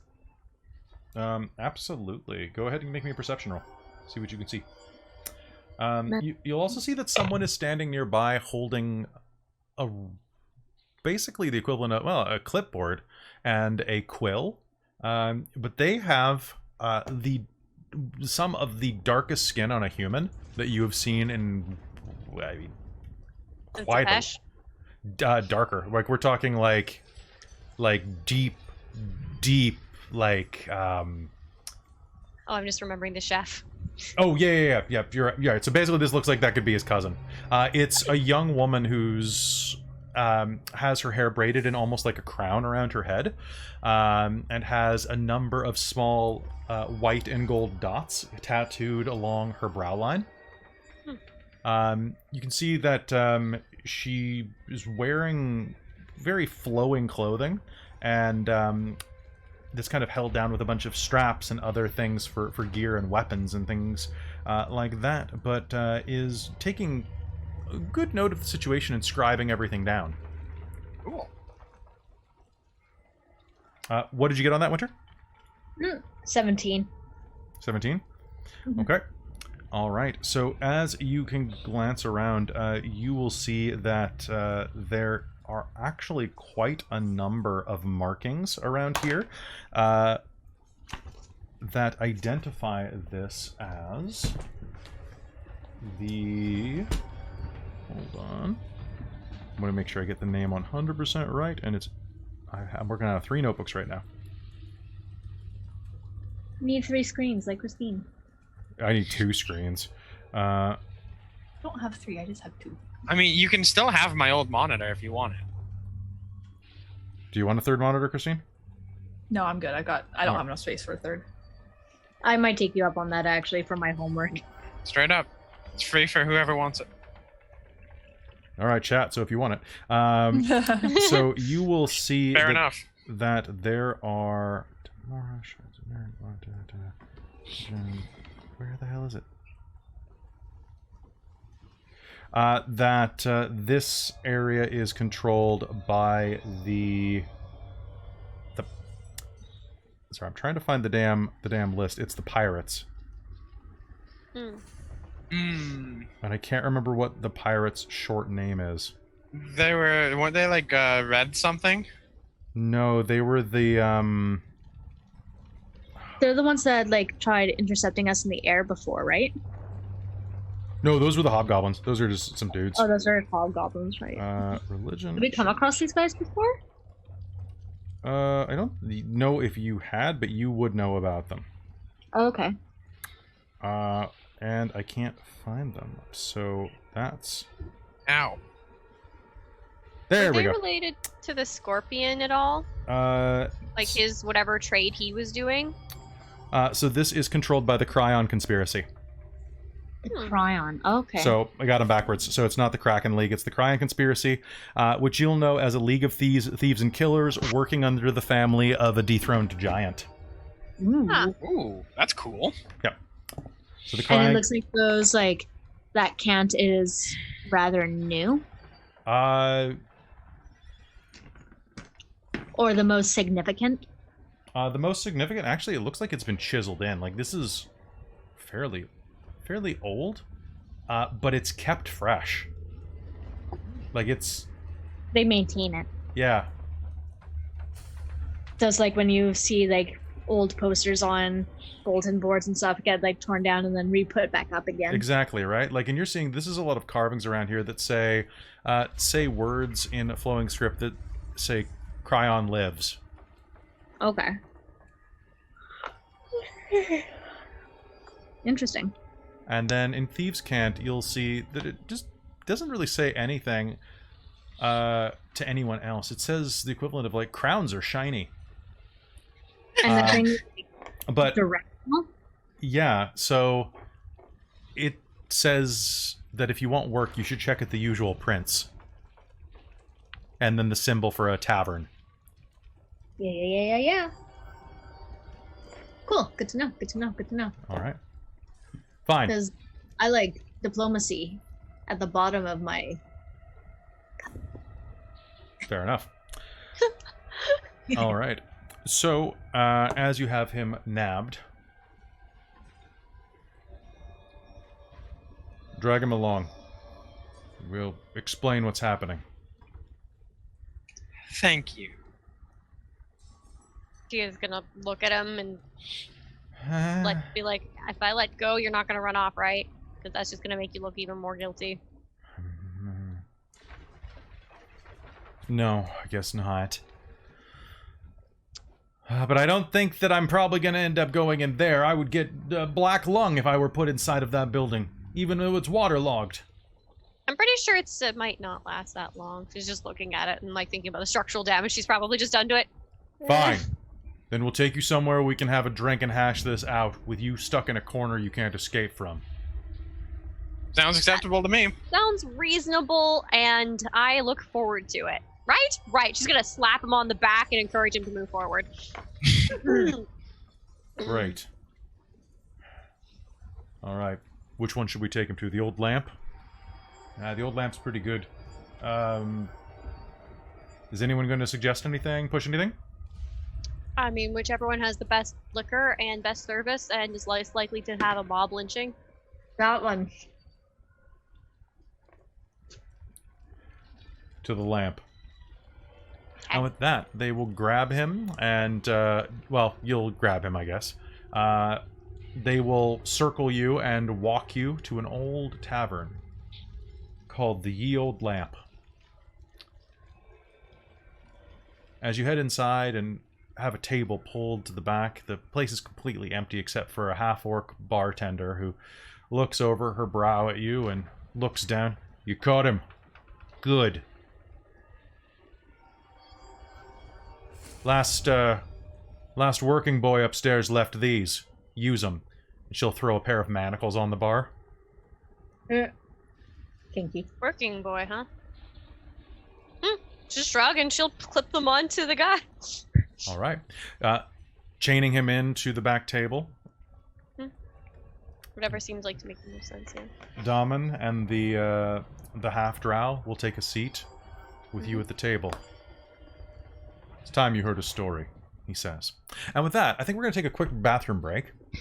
So we'll be right back, everybody. See you in just a second.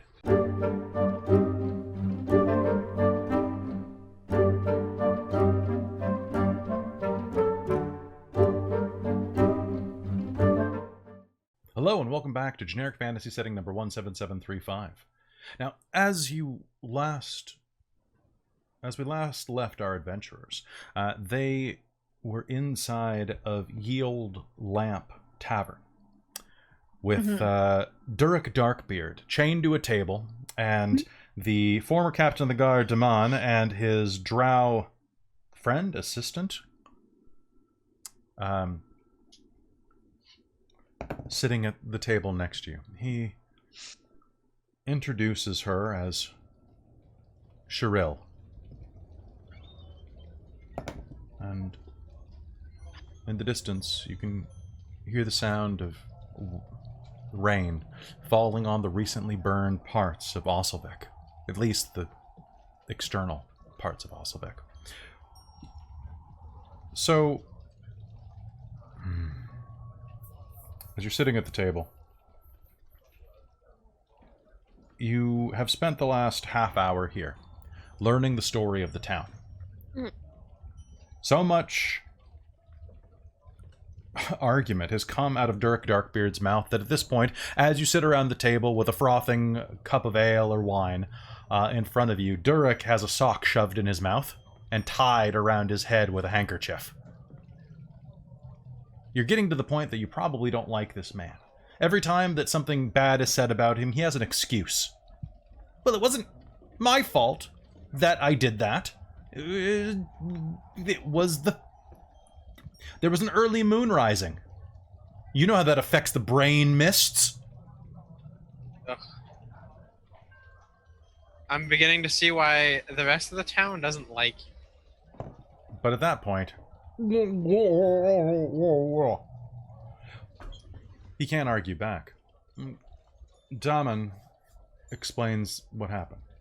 About a year ago, Hera Jademiner, the ancestral lady of Osilvik, died. Oh. Her nephew, Dork Darkbeard, took over by ancestral lineage and proceeded to run Osilvik's economy into the ground. Normally, to travel to Argeny, there was a toll. The doors were meant to stay open, but traveling from continent to continent, there was a simple toll of 1 silver coin per person.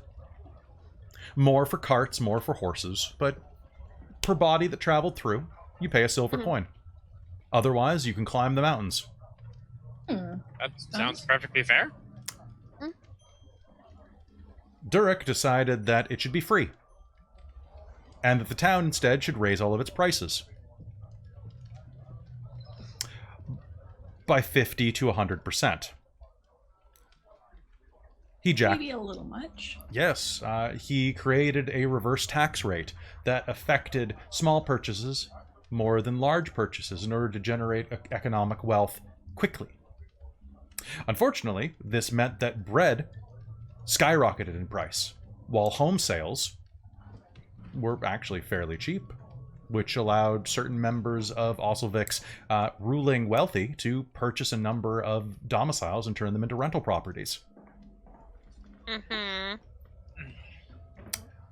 In one short year, his policies managed to nearly bankrupt the city treasury, to the point that they couldn't afford to hire most of the local dwarf, human, and half-orc laborers that come and work the iron mines that keep the fort running.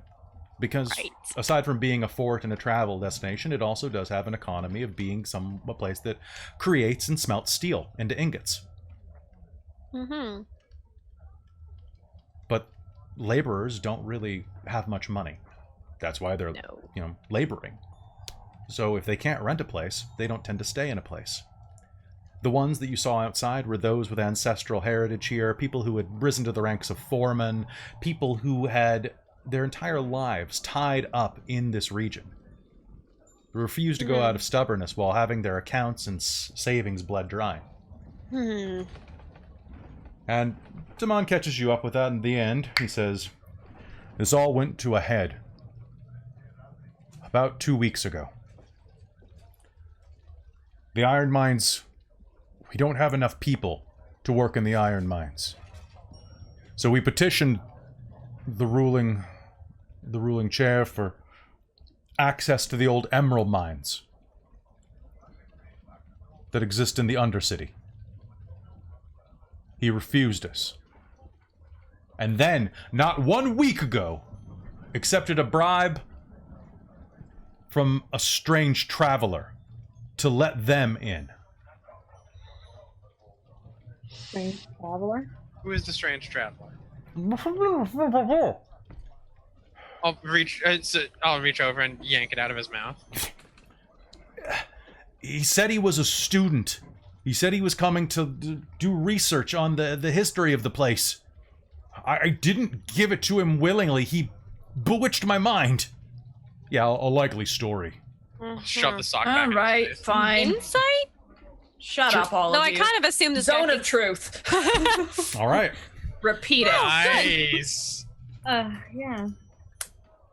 Okay, so zone of truth. So everyone inside of this zone, what's the save to lie? It's your spell save? You must make a charisma saving throw, and I will know if you pass or fail it. Okay. Okay. So on a failed save, you cannot deliberately speak a lie. You can skirt the truth by not saying stuff. Okay. So he has this thing shoved in his mouth. What do you do? Oh. Just... Okay. Grab it. Repeat that. I didn't do it willingly. I think he did something to my mind.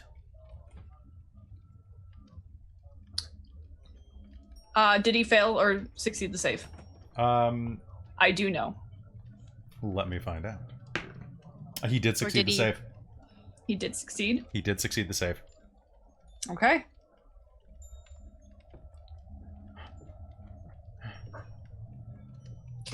So, you're just an idiot, aren't you? No. I'm one of the smartest men you'll ever meet. I don't think your spell worked. Yeah, no, I think it he's doesn't help if resisting he it. believes it. No, he's resisting it. I know full well. Yeah. It won't work on him right now Damn it. because he resisted.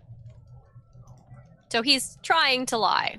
I'm basically. not trying to lie. I just... No, he resisted the magic, so I can't tell if he's lying or not. How is he like chained to the table exactly right now? His hands are bound around the table's main peg. So basically, like the base of the table that holds up the tabletop, his chains are wrapped around it. So I'm just gonna take my dagger while he's like trying to be like blah, blah, blah, blah, and I'm just gonna like it right above his hands Okay. as like an intimidation. All right. Like on top of the table? Or I guess his hands are... If it's in the like if he's being held to the leg. So go ahead and make me an intimidation roll. Nice. 24. 24? Thunk! Wanna try that again? If you want to be sure, you can just keep taking him 20 feet away and back in until he fails it. Or you can just not resist next time. I wasn't... This will make people believe you're telling the truth. Okay, fine. Mm-hmm. So he has to leave the space and then come back in. Okay, and you then he can't has just to leave sit. No, You can't just start telling the truth? it's on their first turn in the area or when they first enter it.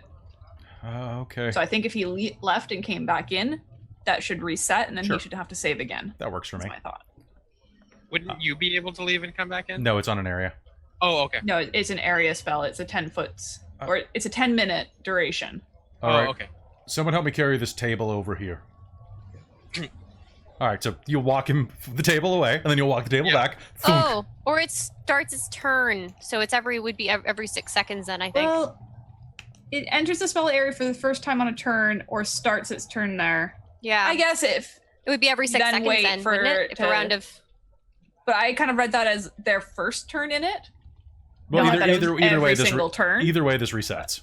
Yeah. So we'll check the wording later. Yeah, no worries. I think it's more funny if we carted the table to the That's other side. really funny. So he sits back That's down. inconvenient. I'm just gonna be like sharpening my dagger. Just sitting down. Look. Okay. Look, So here's Be what as happened. open and honest about it, okay? Like, let's just get through this and figure it out. If you had a good reason or you think it was a good reason,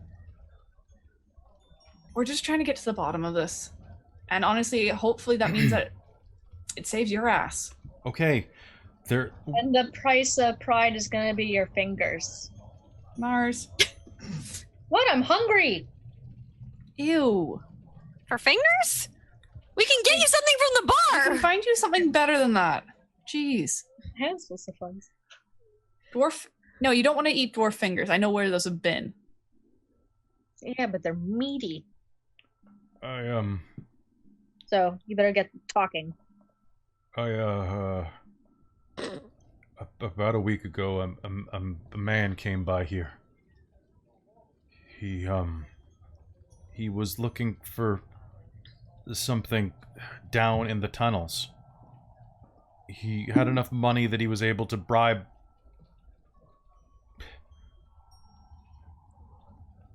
my guards and me into a private meeting. Said he was from back west. Was here looking for something historical, some archaeology thing beneath the city, down in the old Demobian mines. From back when, way back when, I didn't really learn my history. But I know that when my aunt died, she said, if nothing else, no matter what I did or messed up, not to open the mines. So I ain't done it. But he got me in a meeting, and the next thing I know, I'm giving him the key.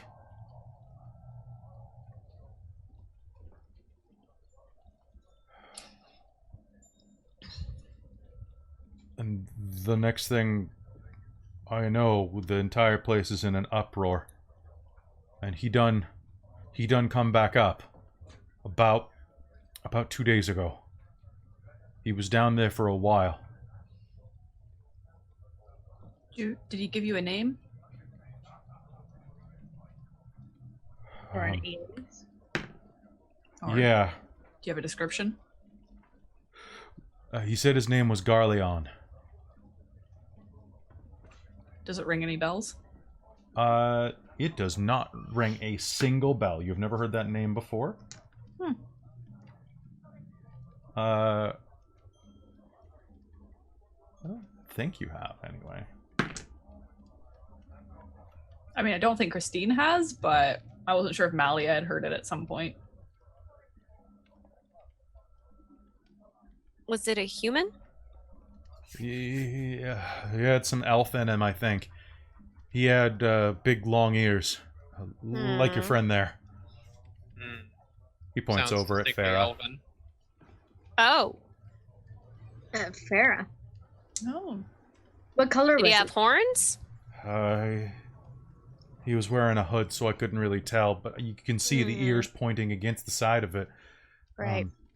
Did you see, like, the color of his hands or anything?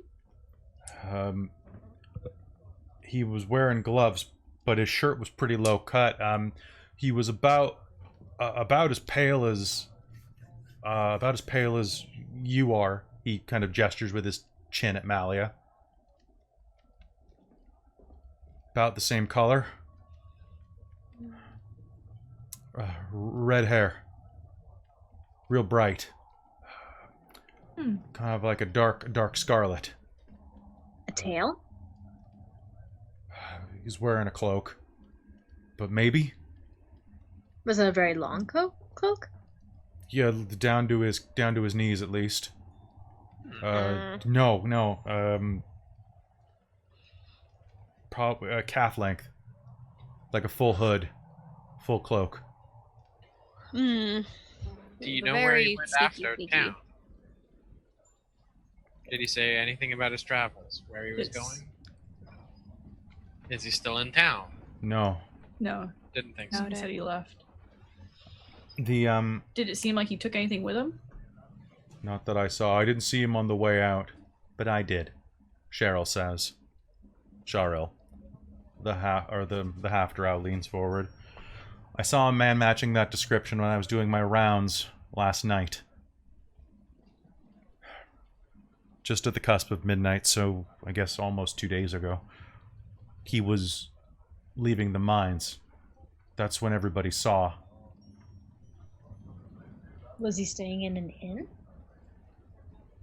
At an inn? No, he vanished. How do you mean vanish? Like Magic. Just-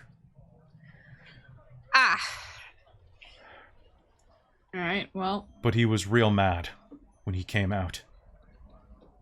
I swear, Find what he was looking for. I saw him touch the first building.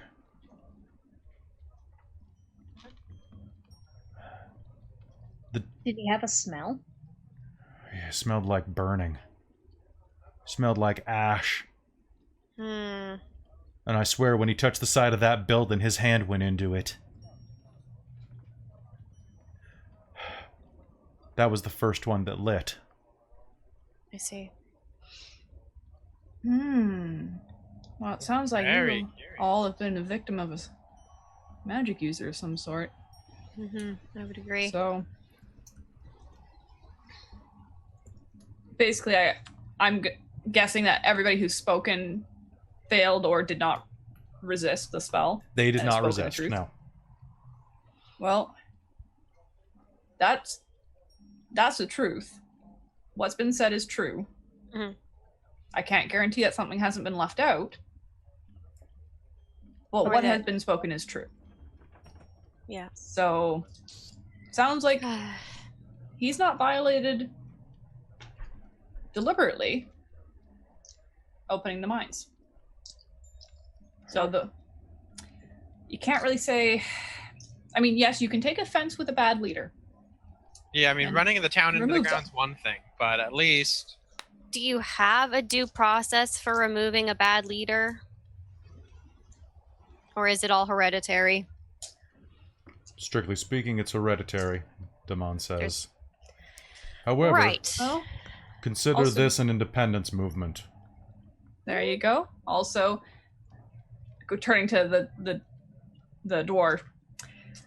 I think you've seen maybe how your policy didn't work.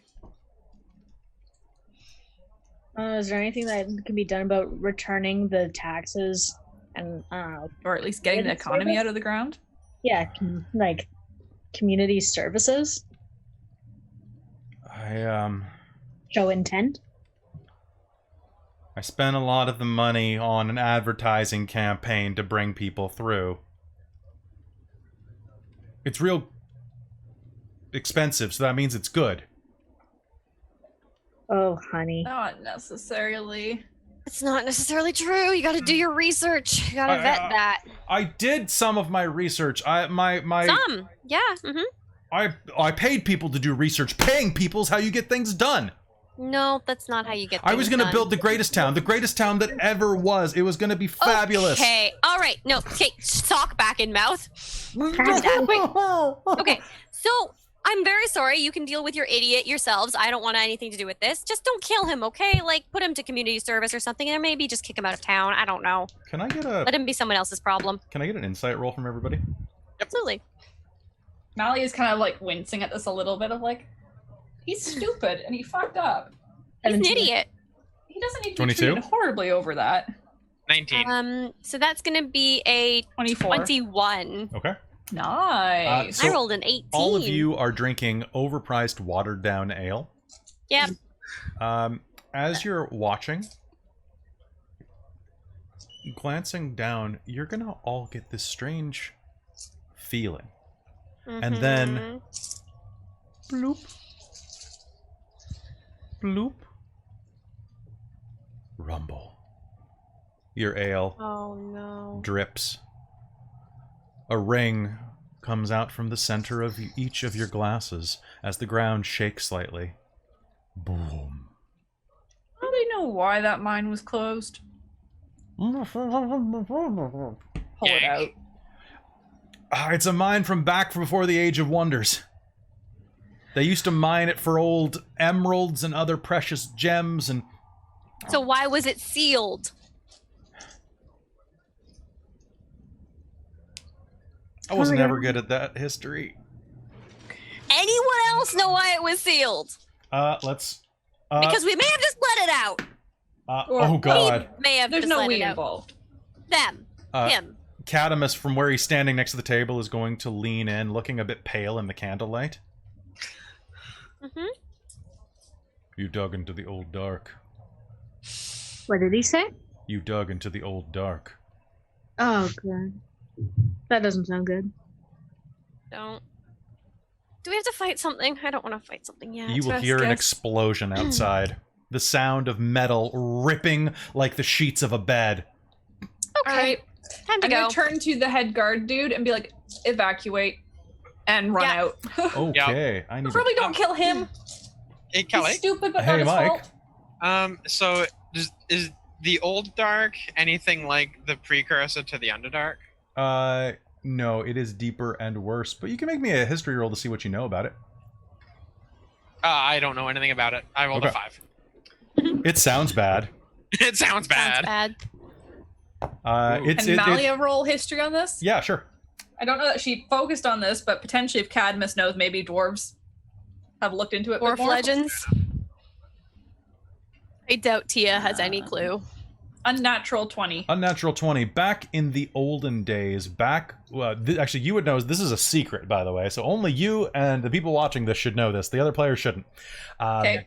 So, when the Frost Dwarves were invading the Southern Lands, coming down from the Rime of the North,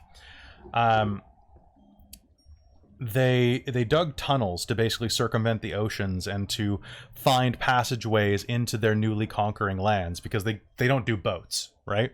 They do ice flows and tunnels.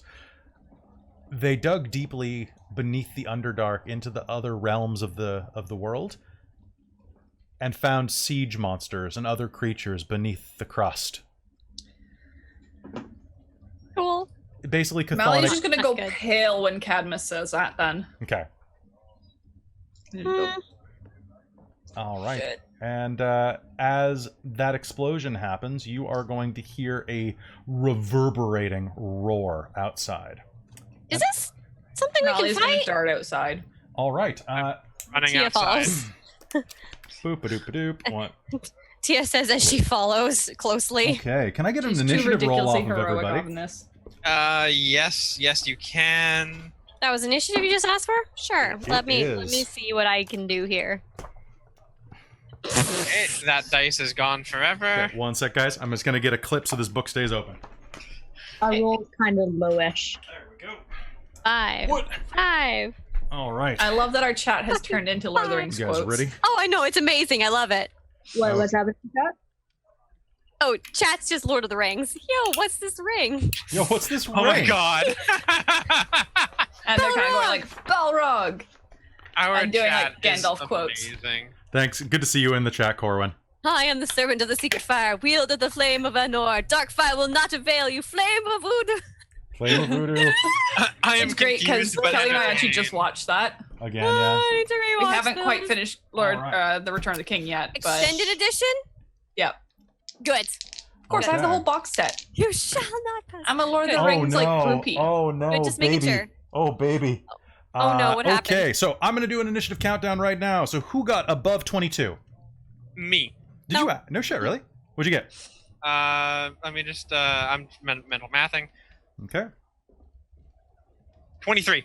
23. Okay. And then Farah got a nat 20 on initiative, so that's good for her for a change. All right, so 21. Above 20.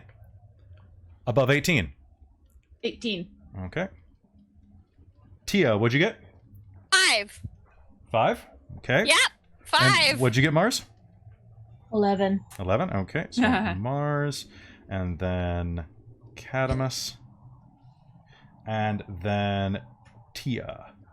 Okay. Hold on. Let me double check. 1, 2, 3, 4, 5, 6, 7. There are 6 of you, and 1 of this. Okay. As you run out the door, you are going to see that there are huge tumbling boulders falling from the from the northern wall. Buildings crushed as something reaches out of the old tunnel system. At the base of those immense doors that bar the gate to the next continent, you are going to see the mines ripped open, rock tumbling, smoke pouring and pooling onto the ground as the dust from the stones fills the air. People scream and run, trying to get as far away as they can, but as one of them runs forward, a woman in her 30s runs toward you, you will hear whoosh, the sound of a lashing whip as a tendril snakes out of the darkness, wraps around her leg, and lifts her up. She only has enough time for her eyes to widen as she looks at the first of you who runs out of the door toward her. Help me. And then she is pulled into the darkness with a scream and a crunch and a deluge of blood that explodes out of the mist. Wait, And, Oh my Who did he god. A random citizen. Okay. Okay, that is a thing that happened, I guess. All right, so just one moment. I just want to get this going. All right, boom. Why do I feel that this thing's AC is going to be like 23? Actually, it's not that terrible. But, as that happens, you will hear a tremendous reverberating roar, and something is going to reach out of the mountainside and hit the ground. It drags itself along its huge belly, drags among the rocks, and 6 tendrils reach out. You are getting... Oh! That's is too that? many eyes and too many tentacles. an 8-eyed monstrosity that is basically looks like a beholder if you replace the main eyes with a mouth. Oh shit. This thing is immense, roughly the size of the inn you were just facing, or you were just drinking inside of. It bursts out into the middle of everywhere, and I would like all of you to make me a will save, please. Coming up. As it roars at you. 15. 15? Okay, you're fine. Whew. Farrah's gonna spend her inspiration. Okay, that's better. 19. 25. I think this thing deserves my extra life die Do it. for the epic rolls. All right, so it's going to roar at you. All of you are going to save, which is good, so you're not frightened. With that, Zeno, you are up. I'm going to pull back 3 thunderclap arrows. Okay. I am going to also hit it with a Hunter's Mark. Okay. Hunter's Mark TM. And I'm going to do that thing. Yeah, that's what's happening. What thing? You're just doing those things? I'm doing those things, and I'm going to take the -5 + 10 Okay. on these. So here we go. All right, that's 1 miss for sure. That was a. That was going to be. Oh wait, where's my new? Where's my new character sheet? Did that. Okay, so that's going to be plus 11. That's going to be a 13 for the low one. It's a miss. It's a miss. All right, that's going to be a 23. That's a for hit. the second one. Okay. And the third one is above that. Okay, so go ahead and give me that. All right, coming right up. Oh my god. Oh my god. Give me the right tab. Holy crap. All right, here we go. Okay, let's do this. 4 plus 36. We are looking at 68 damage. 68 damage. That's just for from just the 2? yes. How do you? So you're -5 + 10, so you're at plus 20 damage. How did 2 arrows manage to get 40 points of damage? So it's plus 36 total on that. Let me double check this real quick. Yeah, double check that. Yeah, so I have. So your arrows should be. Times 2. Yeah, so. Yeah, the arrows alone were 32. Okay. Because you for the roll. 100. Because each one is 1d8. Yeah, 1d8. And then I get. I have the. Bracers of archery. Yep. Okay. But there's the on the first round of combat I get the additional D8 worth of damage on there as well. Oh, okay. Yeah, I forgot So about that. that's where the extra one comes from. Okay, I forgot about that. Okay, the damage makes more sense then. I was just like, that seems like 2 dice higher than it should be, Mike. I thought you just got Exactly. I thought you just got the extra attack. I always forget the Gloomstalkers get that extra D8 too. Yeah, and then plus the gross amount of bonus damage on there. And then for the 2 thunderclap arrows, we have that's a shitty roll. 4 and an 8. Okay, so what is your total there? So we have 60. Where's my calculator gone? There we go. 68 plus 4 plus 80 total. Okay, and the thunderclap arrows were worth how much? They were worth 4, 8, 9, 10, 11, 12. 12 total. 12? Okay, cool. Yeah. Sounds good, because I saved against them, so... Okay. Cool. All right, so rushing out, you're going to go... 2 of the arrows are going to strike home in its center mass. You're going to see bits of blood that comes off this Icarus green black substance that's sticky and sizzling at the same time as it strikes the wall. It is going to roar and is going to launch itself toward you, moving its full speed toward you, which is way faster than it should have. And I need to know your armor class, my friend. Holy shit. Don't die, please. That is going to be a 16 for AC. All right, so who else ran outside, first of all? I think it was Malia, Tia, and I. Okay, right off the bat. so Malia, Tia, and then everybody ran outside because they had to make a save, so they're at least on the front door. So, boom, that is a plus 11, 20, 18. Malia, I have an 18 on you. I believe that hits. Okay, and then... Yeah. Tia and Farah. That is definitely Farah. That is definitely Tia. That is 5 out of 5 hits. So that is going to be all of you. Zeno, you're going to be struck twice. Okay. Everyone else is going to be struck once. 1 second while I do the damage. Zeno, you're going to take 16... 31 points of bludgeoning damage, and are grappled. All Okay. of us? Zeno Or are you doing is. separate? Okay. All of you are grappled. Tia, you're going to take 19 points of damage, bludgeoning. That's not so bad. Malia, you are going to take 15, and Farah is going to take 17. Which is not great. It's going to surge forward and slam 5 of its tentacles into you. One of which is just going to smack Zeno across the face, doing that extra damage, not grappling him. That is what I... Makes a dex save. Yes, it's going to. Hold on. Nope, that's a 7. Oh, nope, that's a nat 1. Go ahead. Okay. Roll me double damage. Oh, sweet. Yeah, If it's double, I was already going to use Channel Divinity to force the max damage. Sorry, I just do that, but I just read the chat, so I'm like, someone just said something very, very lewd about me, which... Yeah. Wow. Okay. Oh my!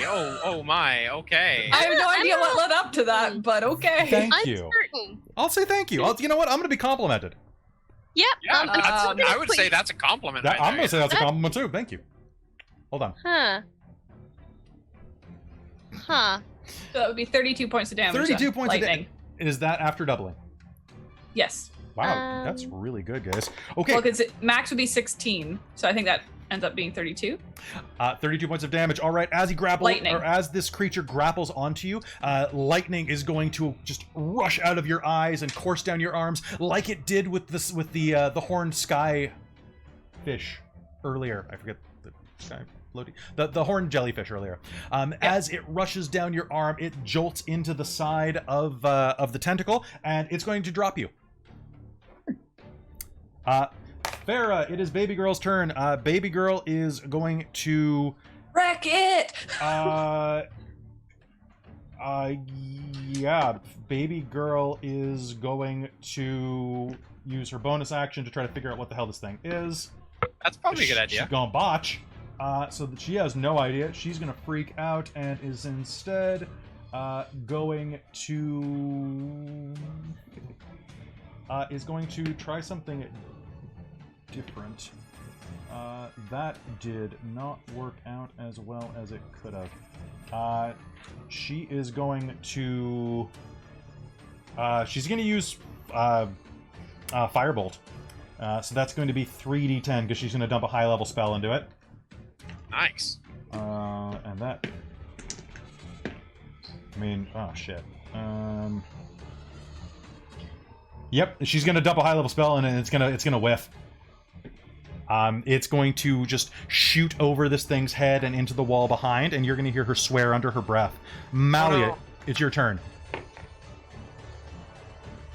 Okay. I guess it's literally right there, so spiritual weapon and Okay, go ahead. Make me 2 attacks. let me just mark that one. So that's that. And I need one more of those. Let's do those. Okay, so that is going to be 29 with my dwarven thrower. That is a hit. And 22 on the spiritual weapon to hit. Those are 2 hits.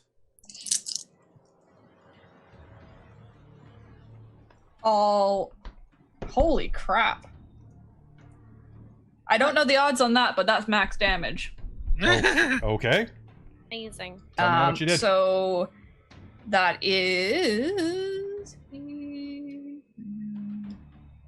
13 from the spiritual weapon, Okay. which is force damage.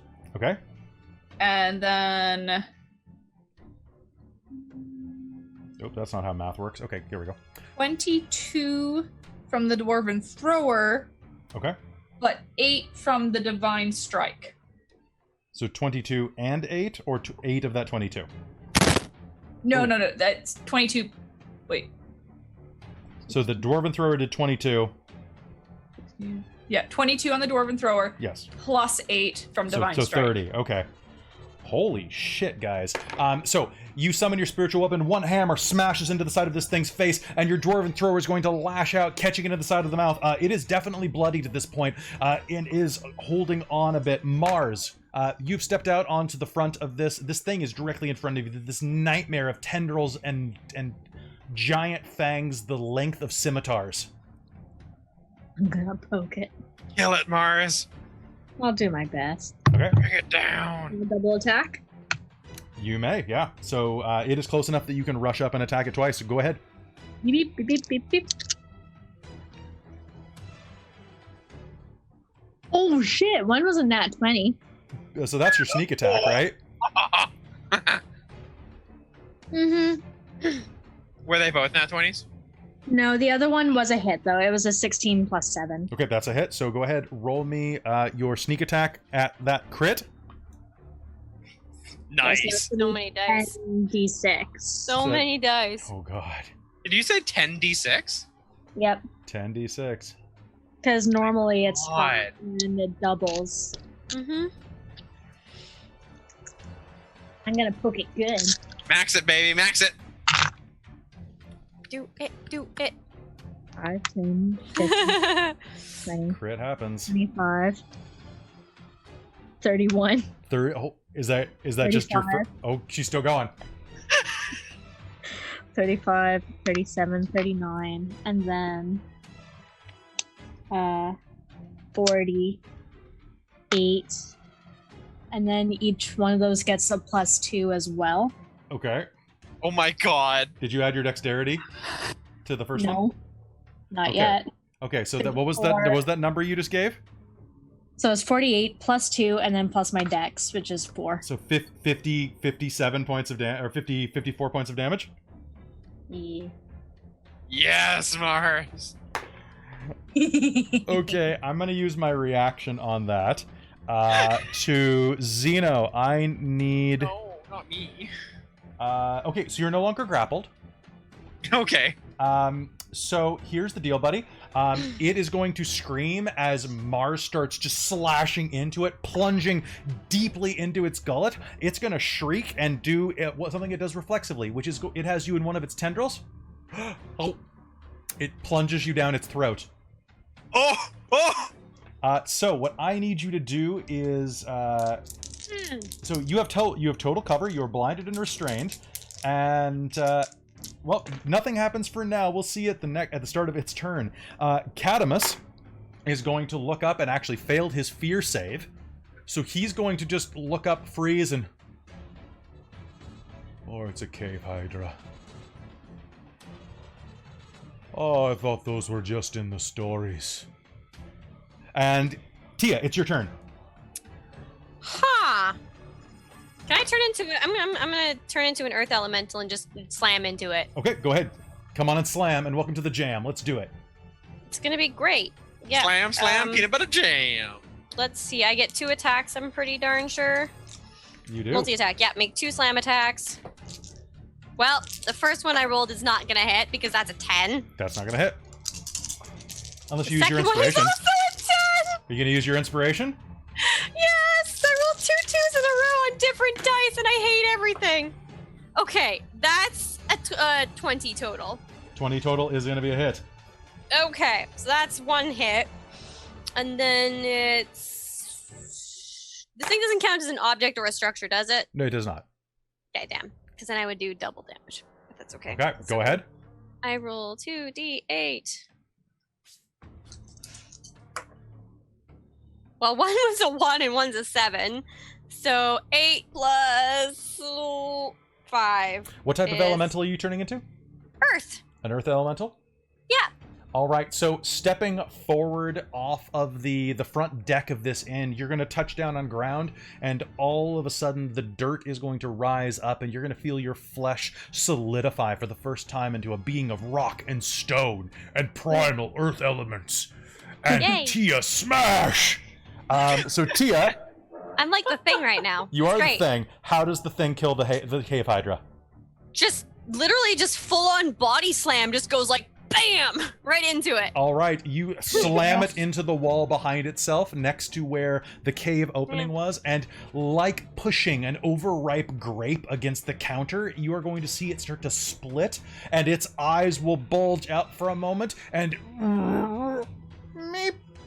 and then it explodes in a mass of purple-black blood. Does it spit out Mars? It's not... No, Mars is fine. Okay, I thought. Okay. It's Zeno in there. It is going... Oh, it's Zeno. Okay, yeah. does it spit out Zeno? Would you like to change your action for the turn, then? No, Okay. it's fine. All Does right. Zeno get crushed against the mountain by Tia? All right. So, Zeno, you are going to spill out of this monster's gullet onto the ground. You are going to take 14 points of acid damage. You know, I think that's pretty fair. That's- Yep. It was gonna be 28, but you weren't there a whole turn. So. Tasty. All right, and as that happens, it is going to flop to the ground. And Can I put a... Oh, sorry. It's going to begin to dissolve. As you're looking at it, you can see that the moonlight overhead. The moon is a waxing gibbous. It's bright and full in the sky and is shining right down on this central part of the city. Every part of the moonlight that is touching the side of this creature starts to sizzle. It is slowly dissolving away into nothing.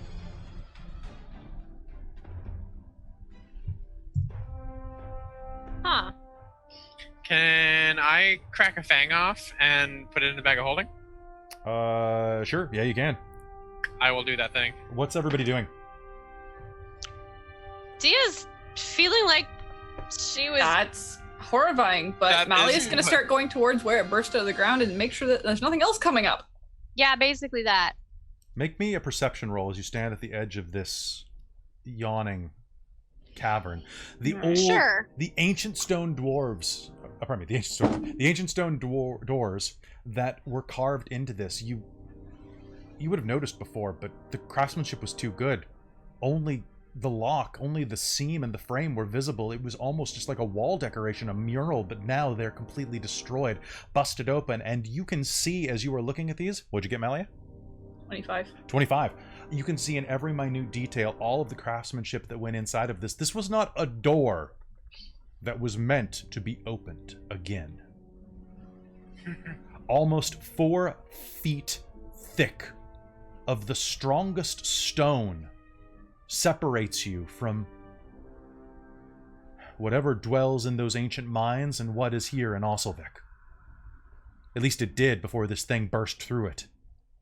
Weakened the arcane sigils that run along the inside of the broken stone. They must have held that shaft at bay. But you can hear other things moving in the darkness below. Don't like that. Well, Tia's gonna drop out of her elemental form and look at this closer. Do you think we can seal that up a bit? How big was the entrance? Did you say it was again? The entrance that it blew a hole in was basically a 10 by 10 door that is now a 20 by 20 hole. So I could just spend 10 minutes making a wall of stone. Go ahead. Make me an insight roll. 10? Okay, sure. Yes, Malia, what do you say? Also, I'm gonna guess that if it's from stuff that's dwelling in the Underdark or whatever, it's not gonna like sunlight. Even moonlight seems to be harmful to this thing. Because I can cast daylight. That was an 8. So I could potentially block this with daylight. Right. How long does daylight last? 1 hour. You could definitely use that to hold back whatever's down there for a little bit. Mm-hmm. But as you're looking at this door, you think that the stone, whatever's down there, might be able to burst through rudimentary stone. Crap. Maybe not, though. Maybe you'll be able to seal it shut with that. It'll be a Cadmus, gamble. come look at this. Yeah, I'm gonna... Give me just a... Is it... Dad, Yeah, but like, Yes. is it dead, or is it gonna go... Ooh, googly boo? It's dead. It's No, pretty it's dead. dead.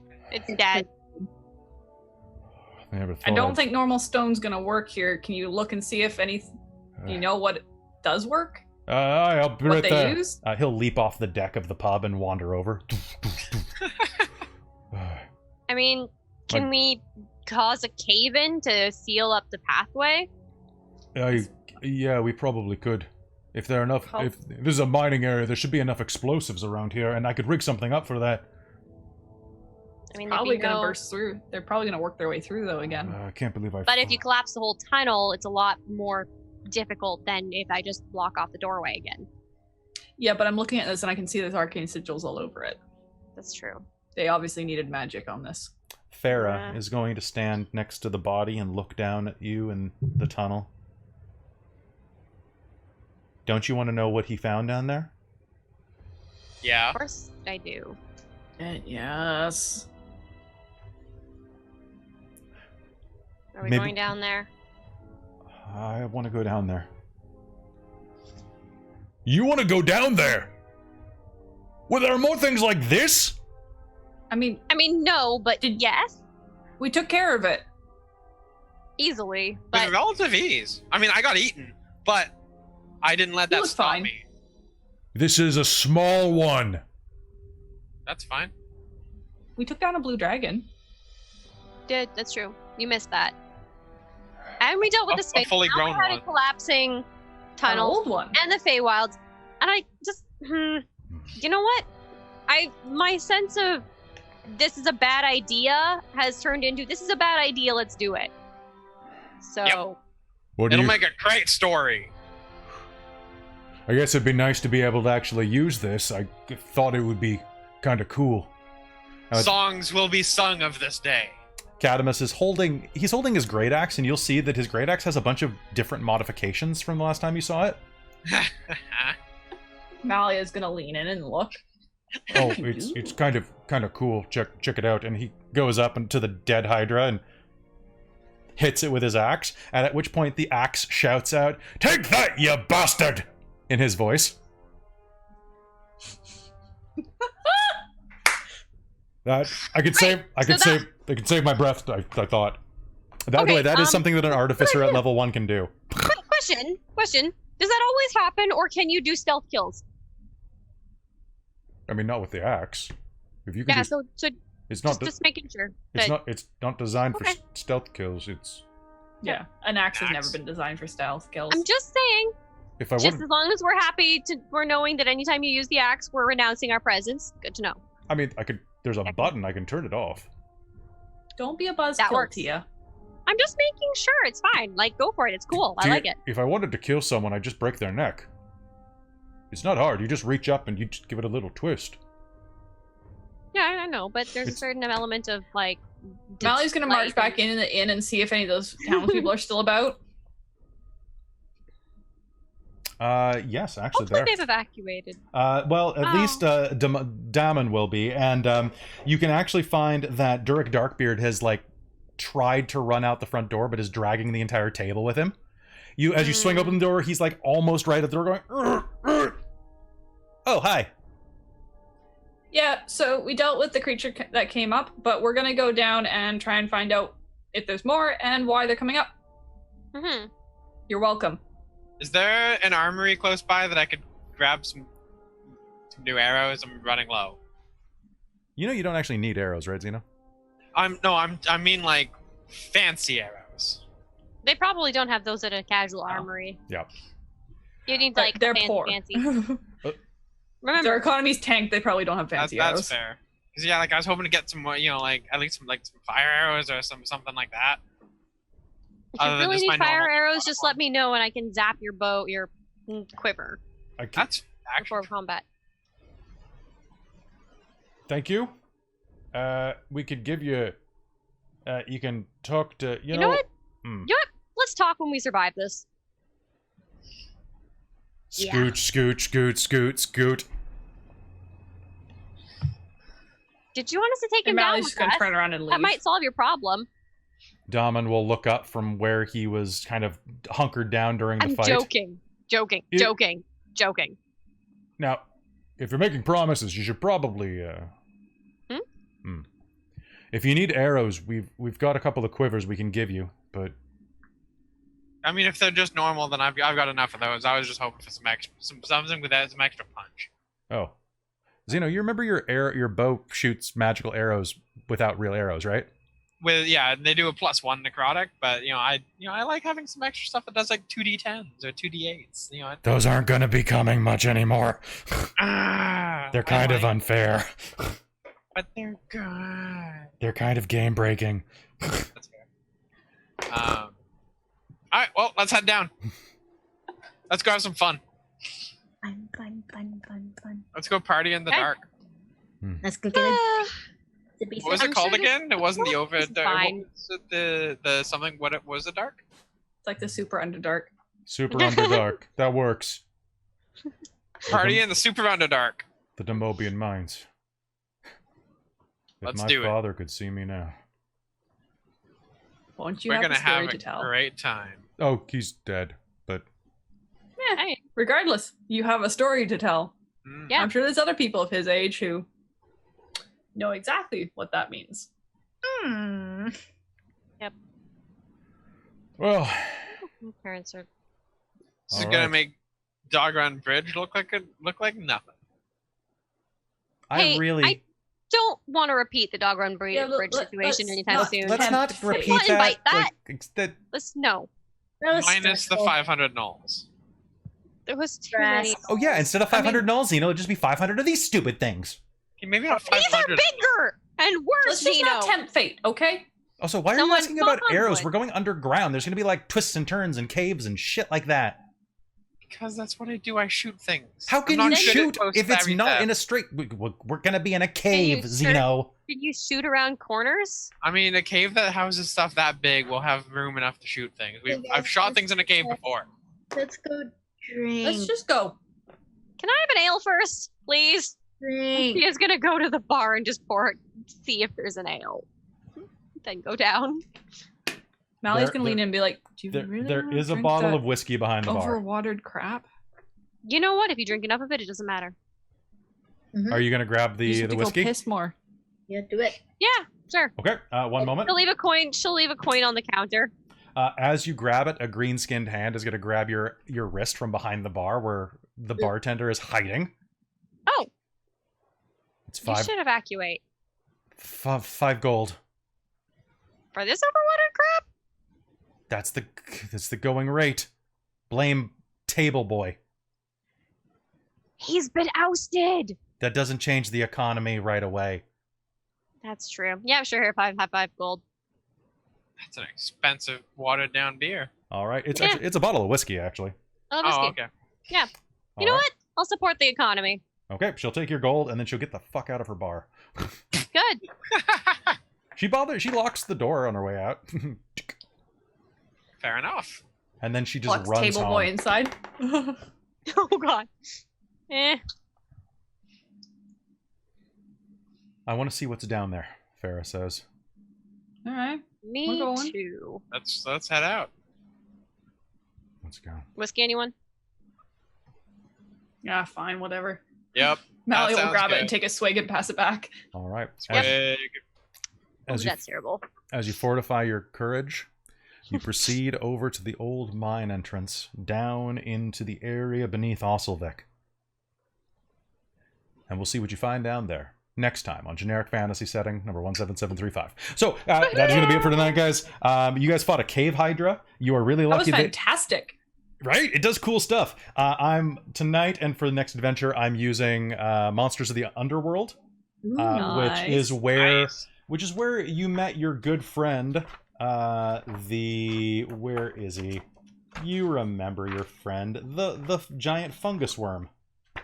Oh, that thing! Oh, that guy! Yeah, that was He was cool. great. That also I- sucked. I rode on top of him and shot him right in the Yeah. head, Legolas style. There's the fungus worm. Yeah. Yeah. All right. So, hey, thank you so much for tuning in to Generic Fantasy Setting. Hope you enjoyed this episode.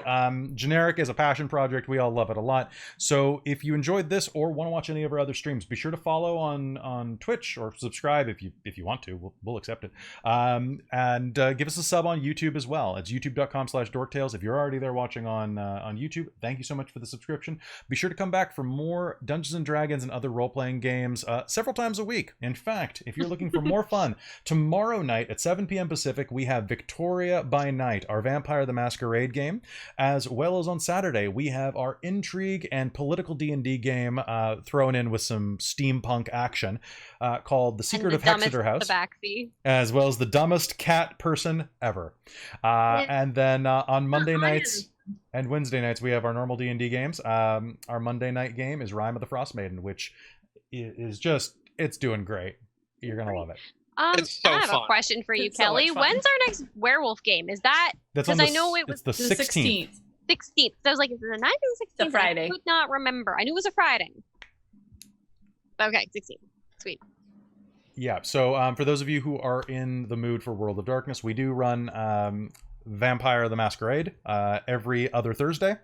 And we run Werewolf the Forsaken, which is a Chronicles of Darkness game, usually every Sunday, but one of our players does shift work, so we've had to juggle October a bit. Every other Sunday. Every other Sunday, yeah. So that is going to be coming on the 16th and then the 25th of this month, which you get to see on the little TV right now, which is also our Twitch holding message. My graphic designer has created a better, more readable version of that that's going to be live as of next game. So if you have any problems, Nice. just check our schedule. Yeah, so Werewolf is going to be on the 16th at 7 p.m. Nice. Right here on twitch.tv/dorktales, or 48 hours later if you're watching on YouTube. And by the end of the month, we should hopefully have the podcast up and running. So that will be good. Anyway, thanks so much for tuning in. We will see you next time, everybody. Goodbye! Bye. Bye.